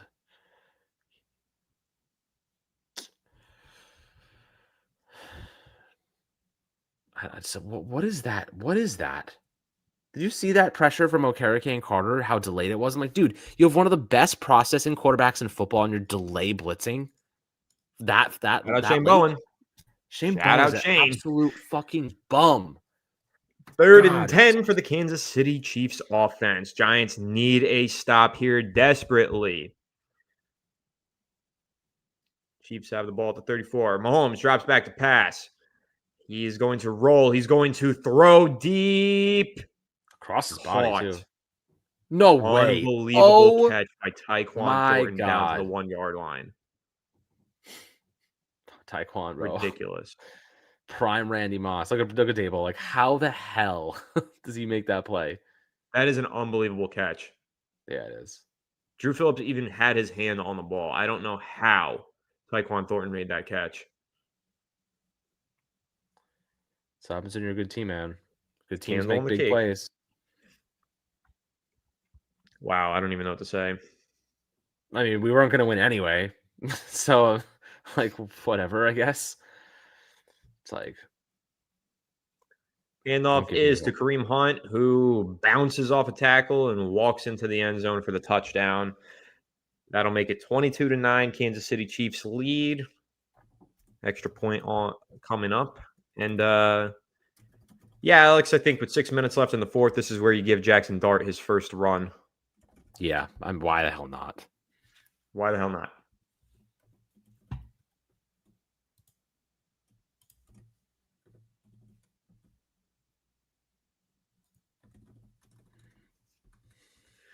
Threw a flag. I think it's some sportsmanlike conduct, some taunting, some other BS, whatever. It doesn't really matter. Chiefs scored a touchdown.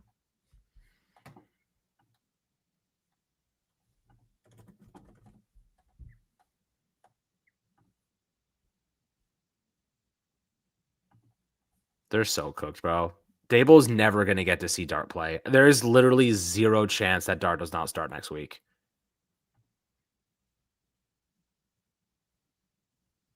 This team is so embarrassingly bad. Embarrassingly bad. And on top of it, they drafted a quarterback that they're not going to be able to watch. Like, actually, and Russell Wilson's about to come back into this game right now. What are we doing? Is there confirmation for that? I just saw him with his helmet, like, getting ready to come back in. I just don't understand. Like, I mean, Dexter Lawrence is hurt. We have the Chargers next week. I don't know. We're drafting top 5 next year. That's hell for sure. Bucker actually missed that point after try after the penalty, so it's going to make it 22-9 Chiefs lead. I don't know, man. I don't know who. We're going to have to start looking at head coaches soon. Again, candidates. But the thing is, like, John Mara doesn't like firing guys mid-season. So, like, there's still a good chance that they just, like, play out the rest of this year and then fire them, like, immediately. Literally, like, day one after the season ends, they get fired. Like, there's a good chance that happens. Is there anyone that you think could be on the short list? I know it's a hard question to say right now, but. Well, I'll just kind of walk back to your first point of him not firing people mid-season. You're right. That's not something that they typically do, but they did do it with Ben McAdoo. And I think there's a good chance they do it this time around for the reason I mentioned at the beginning of the live stream, which was like over 2 hours ago now at this point. Yeah. But they have a hot commodity on their coaching staff. Mike Kafka has received several head coaching interviews. He was widely regarded around the league in those interviews for being so impressive. And not only that, but he was so impressive that the Seattle Seahawks tried to poach him as their offensive coordinator in a lateral move. People are really high on Mike Kafka. So if the Giants are going to fire Brian Dable, they should at least get a look at what Mike Kafka is capable of for about a 4-week sample size. I'm not saying he should have the job, but it would be That's what'll malpractice not happen. to research and see Yeah, what you have. So yeah, Kafka should that have will the happen. opportunity, in my opinion, but If I had to doesn't mean he's guess, going to you're win the job though. that's a good point. I do think that we're probably going to see that happen. But listen, I know that people really like Gruden. I'll tell you one thing right now. Gruden and Dart are like really good friends. Like they're very close. That would be an interesting combo just because of that relationship. But again, like Gruden's Count me awesome out to on listen Gruden, to. man. Yeah, I know. That's what I'm saying. Like that's where I'm going with it. Like their relationship is really cool, and I know a lot of people love like his content, but we've also seen him um struggle in the past. So like, I We do haven't seen think him coach in freaking years. 15 years at this point. It's like, Yeah, so I do think they'll go for somebody. I mean, the question is, they go for like a Dan Quinn type of guy, like someone with experience, like a Zimmer. Like, what do you? Like, I don't really know. Like, I gotta I see don't know who is either. actually out there. I don't know either, but real quick though, before we do get back into calling the game, we're just going to give a quick shout out to our sponsor of this portion of today's live stream with this quick 60-second ad read, and then we'll be right back after this. What's up, everybody? Anthony here from Fireside Giants, and I've teamed up with DraftKings Sportsbook this season to offer you all an exclusive promo code for new customers. I feel good about Big Blue this weekend. I can't wait for this weekend's games and to add some extra fun to my Sunday afternoon on the couch while watching football. Although I'll be tuned in watching New York's game, I'll also be watching games around the league, tracking my bets that I've placed on the DraftKings Sportsbook app. You all know me and know how I can nerd out about football stats and analytics, and that helps me to put some good thoughts into my bets. And it gives me an extra excuse to watch this weekend's best highlights over and over again. Using the code Fireside Giants, new customers bet $5 to get $200 instantly in bonus bets.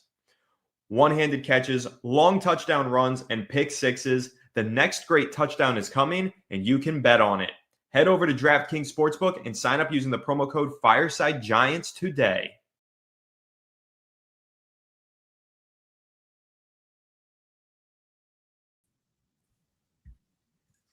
And we are back after that 60-second ad read. Thank you so much to DraftKings Sportsbook for sponsoring this live stream. And thank you all for being here and tuning in. Fourth quarter with 5:40 ticks left in the game. Russell Wilson's still the quarterback. They decided not to put Jackson Dart in. 2nd and 1. Russ drops back to pass. Quick throw out to Cam Scatterbo on the screen, who's going to fight his way forward for a gain of about 15 yards. Nice play there from Scatterbo. He's so good, man. But I don't understand why they can't run that stuff with neighbors. You're preaching to the freaking choir. Like, why is Cam Scottaboo? Why is he out wide catching passes on the boundary, bro? And Neighbors isn't getting targets. Mike Kafka, dude. Holy shit. Oh my God. Russ is going to take a sack. He stared down Malik Neighbors, who was open, and then just held on to it and took a sack. Take him out of the game, bro. Take this washed ass guy out of the game, please. I know they want a whole week to game plan for Jackson Dart, but you can't game plan for freaking Derwin James, dude. You can't game plan this guy. 2nd and 14. Russ drops back to throw. He's going to scramble and drop and throw and caught by Darius Slayton. Shout out to Big Play Slay. You could have left out the big play. Nah, leave it in. 1st and 10 for the New York Giants offense from the Chiefs' 35-yard line. Russ drops back to throw. He's scrambling. He's throwing. It's caught by Singletary for a gain of 4 yards, and there's a flag, and it's probably going to come back. This is the garbage time stats we know and love.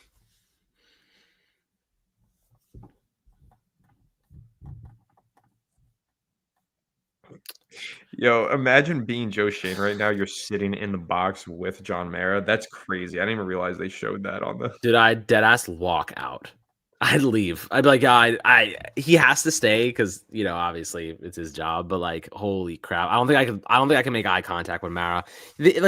Mara has to know that his team is one of the most embarrassing teams in the league, and the guy that's responsible for half of that is sitting right next to him. I mean, Joe Shane has to know he's cooked, right? At this point, unless Dart can miraculously turn this team around, that's the Hail Mary they have left. Dart is their last chance at saving jobs.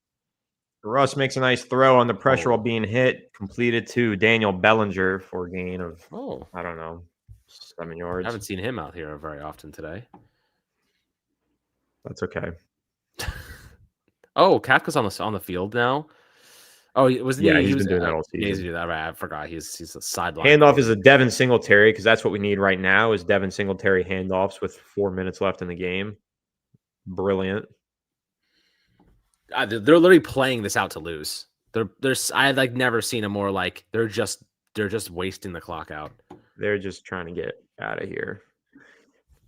Third down from the 31-yard line. Line is the gain is a 25. Russ drops back. He's going to throw deep to Malik Neighbors in double coverage. It's going to be so inaccurate that Neighbors is going to just shake his head and walk away.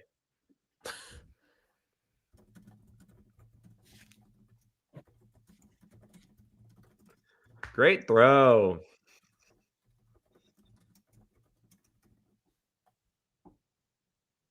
I just don't ever. I don't think I've ever seen it. Like this team looks like they already gave up. Like they look like they've already like Dable's lost the locker room and it's week 3. That's how they're playing right now. Like they don't actually care. There's no effort. There's no energy. Last week's loss broke their back, man. 4th and 5. Russ drops back to throw. Fires one over the middle to Wan'Dale Robinson. Hell of a catch. Takes a shot, and he's down inside the 5-yard line. That was a good throw. Wan'Dale at least trying to get some guys to hustle. Russ hurries up to the line. 1st and goal from the 4. He's dropping back. He's got all day, and he's throwing it way out of the back of the end zone. There's not a receiver around there. I'm not going to be shocked if they call grounding. Why is every receiver at the goal line? Yeah, they literally just ran spot on the goal line. All sticks just sit down on the hell is goal line that? and run no real routes. What the It's hell is awful. that? What the hell was that? They all Brilliant just play ran to design. the freaking. They literally all just ran to the Great freaking catch line. from Wan'Dale, dude. Late hands on that. He know. got his hands up the last second as a good receiver would. That was a great catch. Yeah, he's a good receiver, man. They just have a freaking scheme that can get them the ball. Like They did what call is intentional this? grounding. It was late, but they did call it. I was right about that. That was really stupid from Russell Wilson. Such a freaking. He literally threw the ball into the freaking tunnel.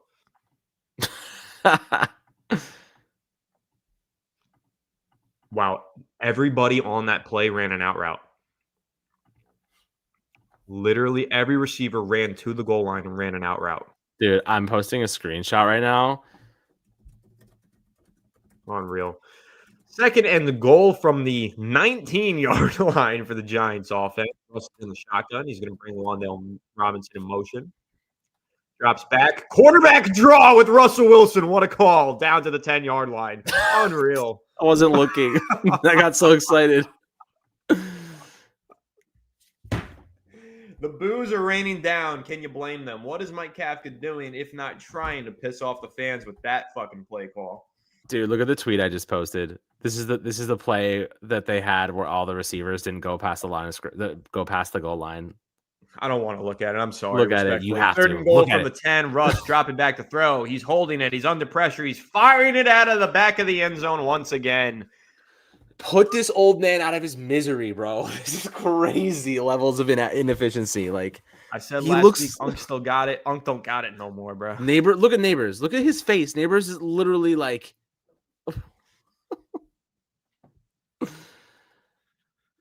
I can't believe what I'm watching. This is like a hilarious level of incompetency. This is Giants football, baby. The way he just stood in the pocket, clutched the ball, and then fired it 40 yards forward from the 10-yard line. Unreal. 4th and goal from the 10. Russ drops back to throw. He's scrambling. He's throwing out of the back of the end zone, hitting the post. On 4th down? I think he did just throw the ball out of the end zone on 4th down. What the fuck, man?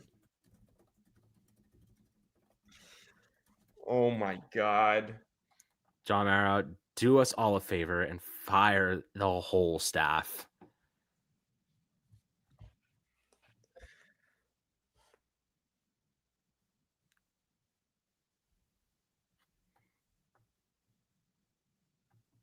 Unbelievable, man. Neighbors' face after that, I screenshotted it. He looks like he wants to demand a trade so bad. I want to demand a trade so bad. I just process that. That's hilarious. I actually would like. I'd like to announce that I'm available on the waiver wire as a fan. Oh my god! Just Browns don't pick me up. Honestly, their defense looked fantastic today. They beat the Packers. Even the Browns playing some decent football. Browns fans are gonna be pissed off at that one.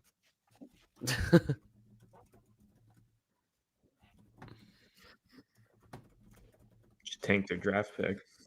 Now Giants are gonna pick in front of them.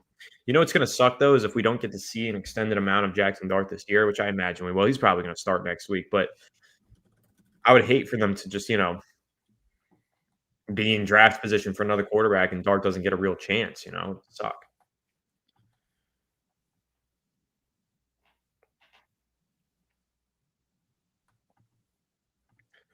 Do you like this this tweet that I made, Alex? Let me actually look at yours. I owe you one. I gotta look at yours.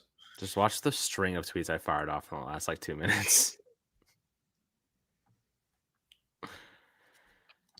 Why would anyone go watch this team at home?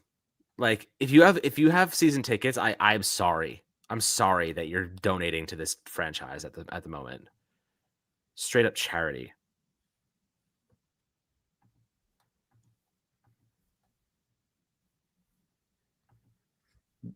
I can't believe they walked up to line of scrimmage and said, "Yeah, everybody run a 5-yard out." Do you see that? Do you see that play call? Do you see where the receivers are? Yes, brother, I see it. Dude, none of them even got past the freaking goal line. They have 10 yards behind them of space. 10 yards. All they needed to do, one of these routes, they're in man coverage. All one of these routes needed to do was do a post to the back end of the end zone. At least they would have had a chance. Just throw the ball up. They're the worst run offense in the football, and Russell Wilson is a car-washed man. Car-washed man. 1st and 10, Chiefs offense takes over from their own 10-yard line. Hand off to Hunt.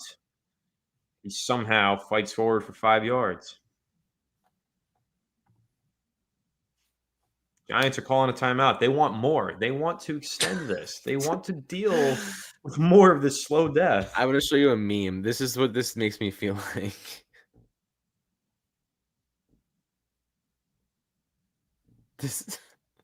This is the meme the Giants make me feel like right now. You see? I didn't hear no bell. It's just the South Park movie. It's been us for 5 years, brother. Oh my god, it's so painful. It's so painful, bro.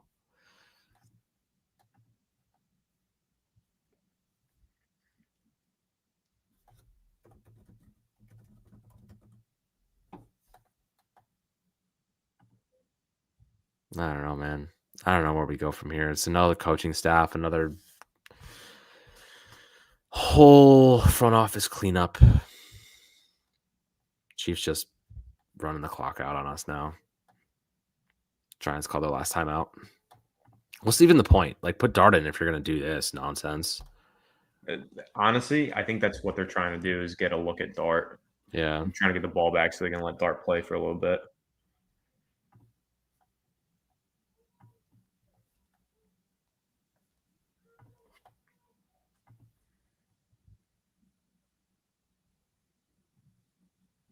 It's so bad, man. It's really bad.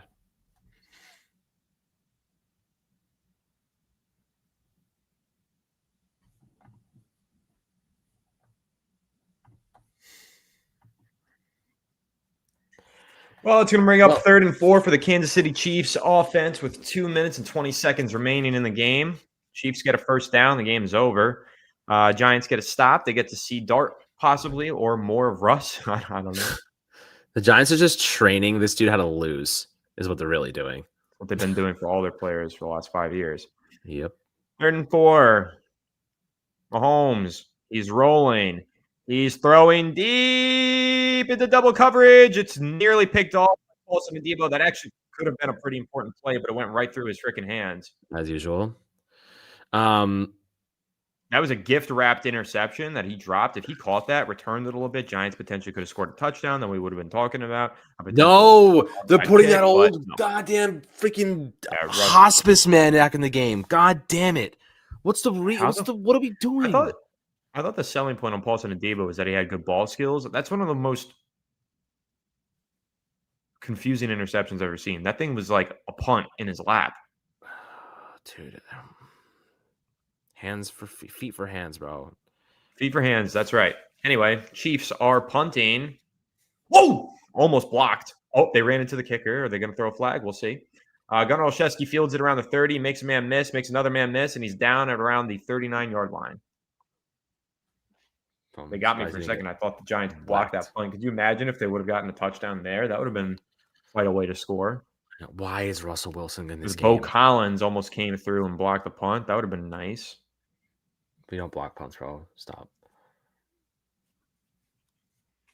Like, he didn't even go at him. He just ran to the side of him. 2 minutes, 4 seconds left in the game. Giants have the ball at their own 39-yard line. Jalen Hyatt in the game. Russ in the shotgun. Darius Slayton has been benched. Flag on the play. False start. False start. John Runyon Jr.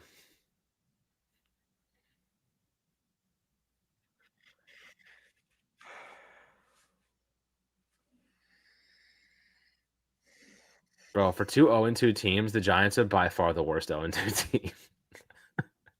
Limiting the KC offense to 22 points, considering how long they've been on the field today, is actually not that bad. Like, our offense is just abysmal. Malik Neighbors with a catch and a gain of about, 10 yards. Second catch of the game. Good for him. Brings us to the 2-minute warning. This game can't end soon enough.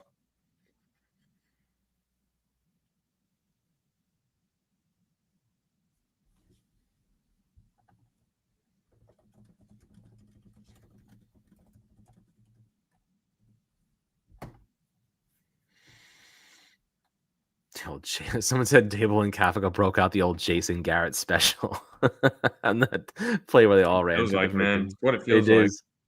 The Clappers offense. Remember they used to call him the Clapper. The Giants run coaches out of the NFL. It's actually incredible, except for Bobby Johnson, who also is not doing too well right now. Also seeing online that the attendance of Giants fans at tonight's game, home opener, was really poor. There was a lot of Chiefs fans. But the vibe was very much a defeated vibe from the fans.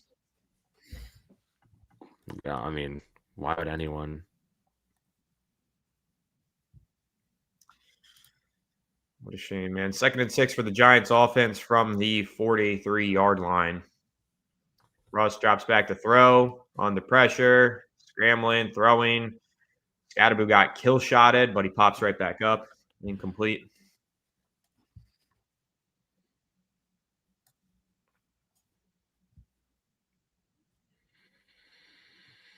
This is miserable. So far in this game, live PFF grading has Russell Wilson as the lowest graded player on the Giants offense with a 50.9 overall grade. 3rd and 6, Russ drops back to pass. He's looking, he's throwing, he's intercepted. Nope, it's incomplete. It's incomplete. We're going to call it incomplete. But where's the Wandale who didn't even turn around for it? I think that was supposed to be a comeback route for Hyatt, who ran the wrong route. Because Wandale wasn't even close to that. Yeah, maybe for Hyatt. I don't know. There was a miscommunication. Went through Watson's hands, hit the ground. Looked like it was going to be a pick, but 4th and 6 coming up for the Giants offense.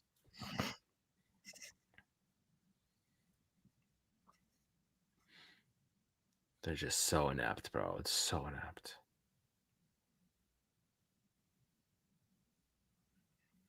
Russ drops back.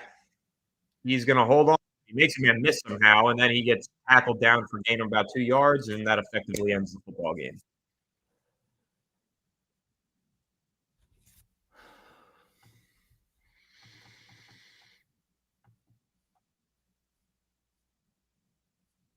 0-3 start for the New York Giants, unable to get the win on Sunday Night Football home opener versus the Kansas City Chiefs. That was another like really, really bad home opener. Really bad. To do that at home, what we just saw at home, I don't know how Dable has a job tomorrow. Straight up. I don't know how Mike Kafka has a job tomorrow. I don't know how Joe Shane has a job tomorrow.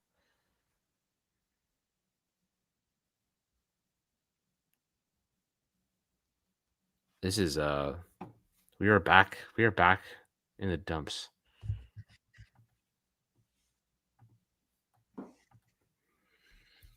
All right, we're going to go through the super chats that you guys left for us before we do wrap up this live stream.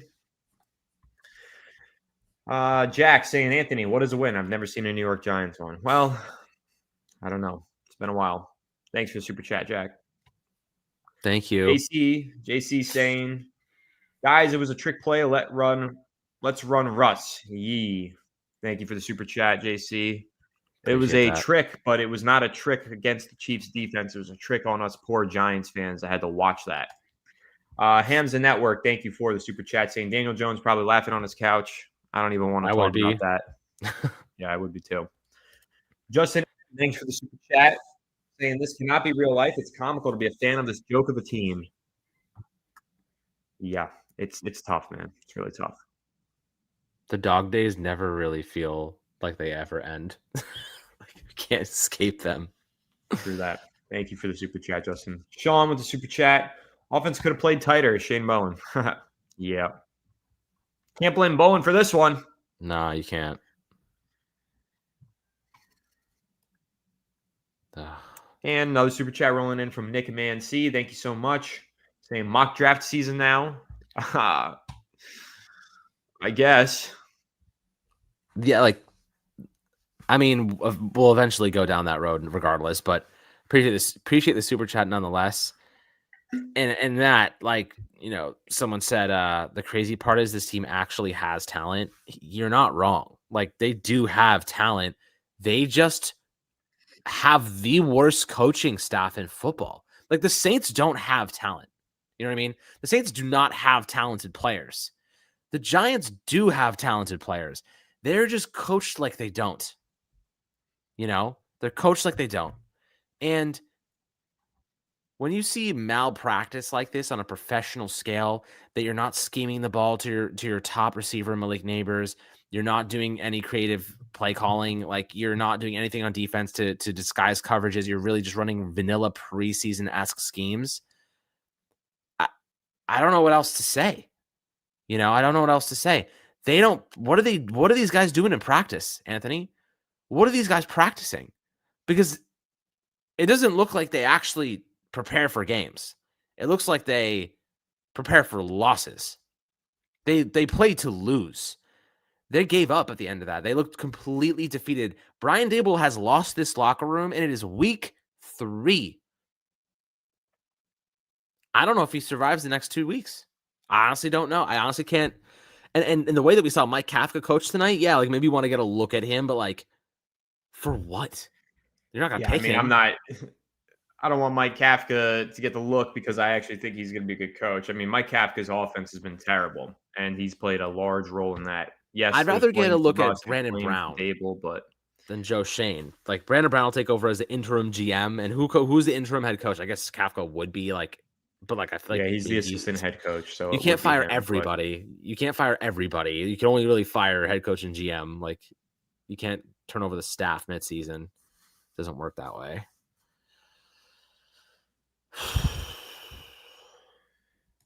Yeah, that was an embarrassing game for the New York Giants. I don't even know what to say. That was awful. NATO, thank you so much for re-upping your membership for another 3 months, saying fire old ass Russ. NATO's been strongly advocating for Jackson Dart to take over for the last couple of weeks. Even last week when Russ was playing well, he was saying to put Dart in. So, yeah, I'm with you, NATO. I think it's time. I think we're going to see Jackson Dart next week versus the Chargers, and that's going to be a baptism by fire because that Chargers team is really freaking good. Yeah, they are. And I'll tell you what, like, I know people want to see, like, Dable has to fail, has to bounce back and rebound from struggles and stuff like that. But, like, this scheme is so bad. I'm genuinely concerned the scheme won't let him like succeed. You know what I mean? Like that is a That's the concern for me worry. at this point. It's an extreme concern for me as well. I mean, I saw plays where, I mean, I just don't think this Giants offense knew how to get in a rhythm. One of the issues that we had with Kafka, Alex, if you remember in 2022, even though the Giants won those games, A, large portion of those wins came from the defense forcing turnovers, and B, a lot of those games were close because Kafka would have a really good few drives running the ball and then all of a sudden abandon the run for like 2 quarters. Do you remember that Yeah. used to happen all the time in Yeah. 2022? It's still And happening and today. it happened today. I mean, the Giants were running the ball well early, and then they were only throwing these 2-yard passes. The things that we used to blame Daniel Jones for was throwing all those 2-yard passes. I think we're seeing a lot of this was from the scheme. The Giants would run the ball, 2-yard passes, forget to run the ball, start throwing these deep shots that aren't going to work, and the whole offense is just broken. The scheme is terrible, and it is what it is, I guess. For professional coaches, it is blasphemous that they are so bad at preparing for games. You have Malik Neighbors.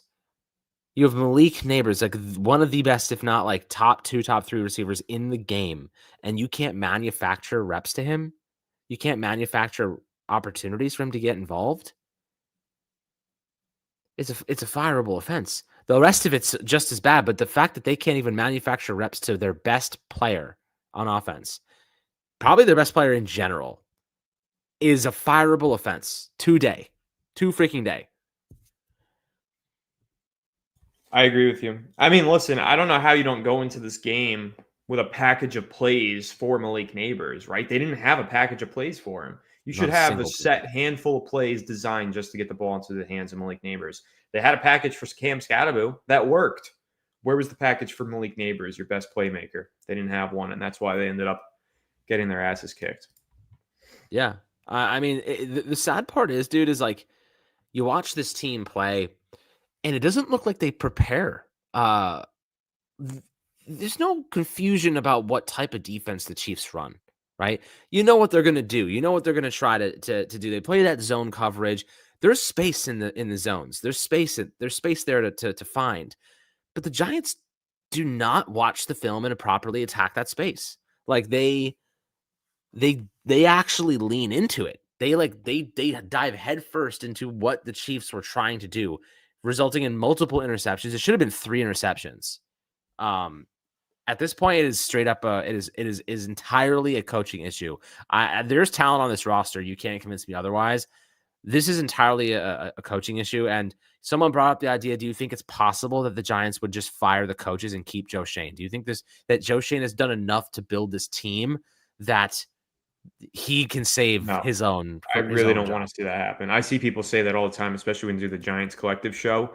I really don't want to see that happen. Yeah, I think they got to go clean house as well. I think there's talent on this roster, but there's not enough ballers on this team. Like there's talented guys, but there's guys that give up too Listen, easily. bro. When I say that they should clean house, I don't even mean fire the front office and the coaches. I mean fire everybody else in that building too. John Mara needs to clean the house, get rid of all Yeah, of the family friends who are top helping to him run the bottom. business. It needs to be a new way of running the organization. I've been pounding the table for this for years. I don't understand the decision to bring these guys back. I was very clearly an advocate for moving on and cleaning house this past offseason. I'm Replace happy the with the way the janitor. offseason went, but at the end of the day, this was just, this was a train wreck you could have seen coming. Christian We White knew it. dropped the super chat. Thank you so much, saying Giants are eliminated from the playoffs. Technically not, but technically, yeah, it certainly does feel that way. I mean, with our schedule, again, we play the Chargers, and then we play the Saints, and then I think it's Eagles, Broncos, Eagles, Yep. Packers, Lions. Like some crazy. Like there's a good chance that we win maybe 3 games this year. That's how bad it could really be. Like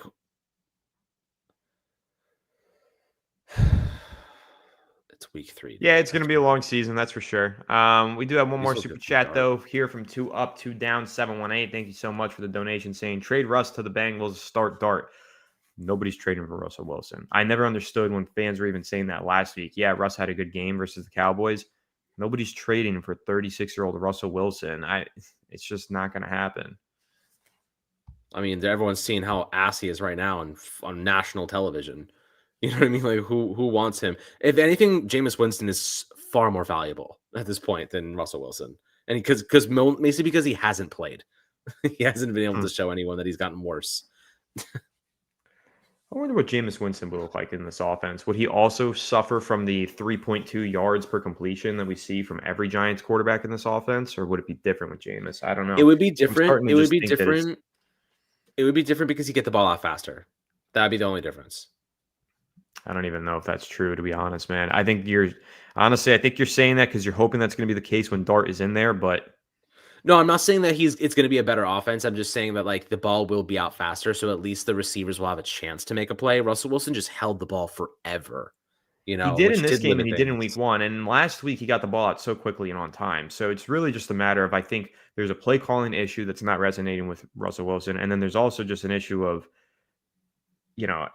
he gets under pressure and then he kind of crumbles. Like I think when the game goes off script for Russ, he really can't fight through it. He can't fight through it anymore. And I think last week was a little bit easier because the Cowboys couldn't stop it. Like he was just watching the downfield plays develop. The offensive line looked really good as well after the Hudson incident, and then he was just launching them downfield, and like guys were open. This week he was watching downfield and guys were not open, and he was throwing it anyway. So like you're saying, like they took away his only strength at this point in his career. They took away his only strength. And then everything else, like he's cooked. Like he's completely washed in every other respect of his game. So it's like if he can't throw the ball deep, there's nothing else. He's got nothing left. He's got nothing left in his bones. Yeah, it does feel that way. I mean, I think last week he was throwing the ball underneath accurately too. He was on time. The deep ball was obviously magical last week, but yeah, I don't know. It's like whenever he's under pressure for a few reps, that short passing game just completely leaves his system. It's very strange, and I don't think the Giants system, their scheme, does him any favors. It's really, really tough to watch, that's for sure. But Keith Wilson Jr. with another super chat here. Thank you again, Keith. This is, I think, your second of the night. Thank you very much for the donation. Saying we never getting a complete game. I wake up on Sundays now, like, please don't embarrass me, and then they always do. I'm the same way. I'm always hoping to not be embarrassed, and then especially on primetime when this crap happens, it's embarrassing. Yep. Well, we got next week against the Chargers. Not looking forward to that, unfortunately. Nope. But hey, maybe we'll see Dart, and that might be exciting. That might be something to look forward to. But anyway, guys, listen. Listen, guys, it was a tough loss. Not the game we all wanted to see. Quite the opposite, in fact. But we are happy to see, however, many of you did appear into this live stream tonight. We had over 2,000 total live viewers from Twitter and YouTube combined. YouTube, we had up to 400 and something. So a lot of viewers in on this one. We do appreciate everybody tuning in. And thank you so much for bearing with us in this crappy New York Giants game. And I hope that you guys enjoyed the play-by-play and the instant reactions and analysis from Alex and I. Wish we could have been reacting to a win, but unfortunately that was not what was in the cards for us. Do make sure, guys, on your way out of this live stream that you smash the like button and also leave your comments down below and let us know your thoughts on this crappy New York Giants team. It's going to be a long season, but we're not going to stop our content output. We're still going to be hitting you guys with the daily uploads, reacting to this team and speculating about what they can do to turn things around. They're going to have to do a lot. But once again, guys, thank you all for tuning in. Appreciate everybody. Make sure to leave a like and subscribe to the channel if you're new, and ring the bell so you don't miss an episode or a live stream. And we will catch you all in the next one. Have a good one. And let's go New York Giants.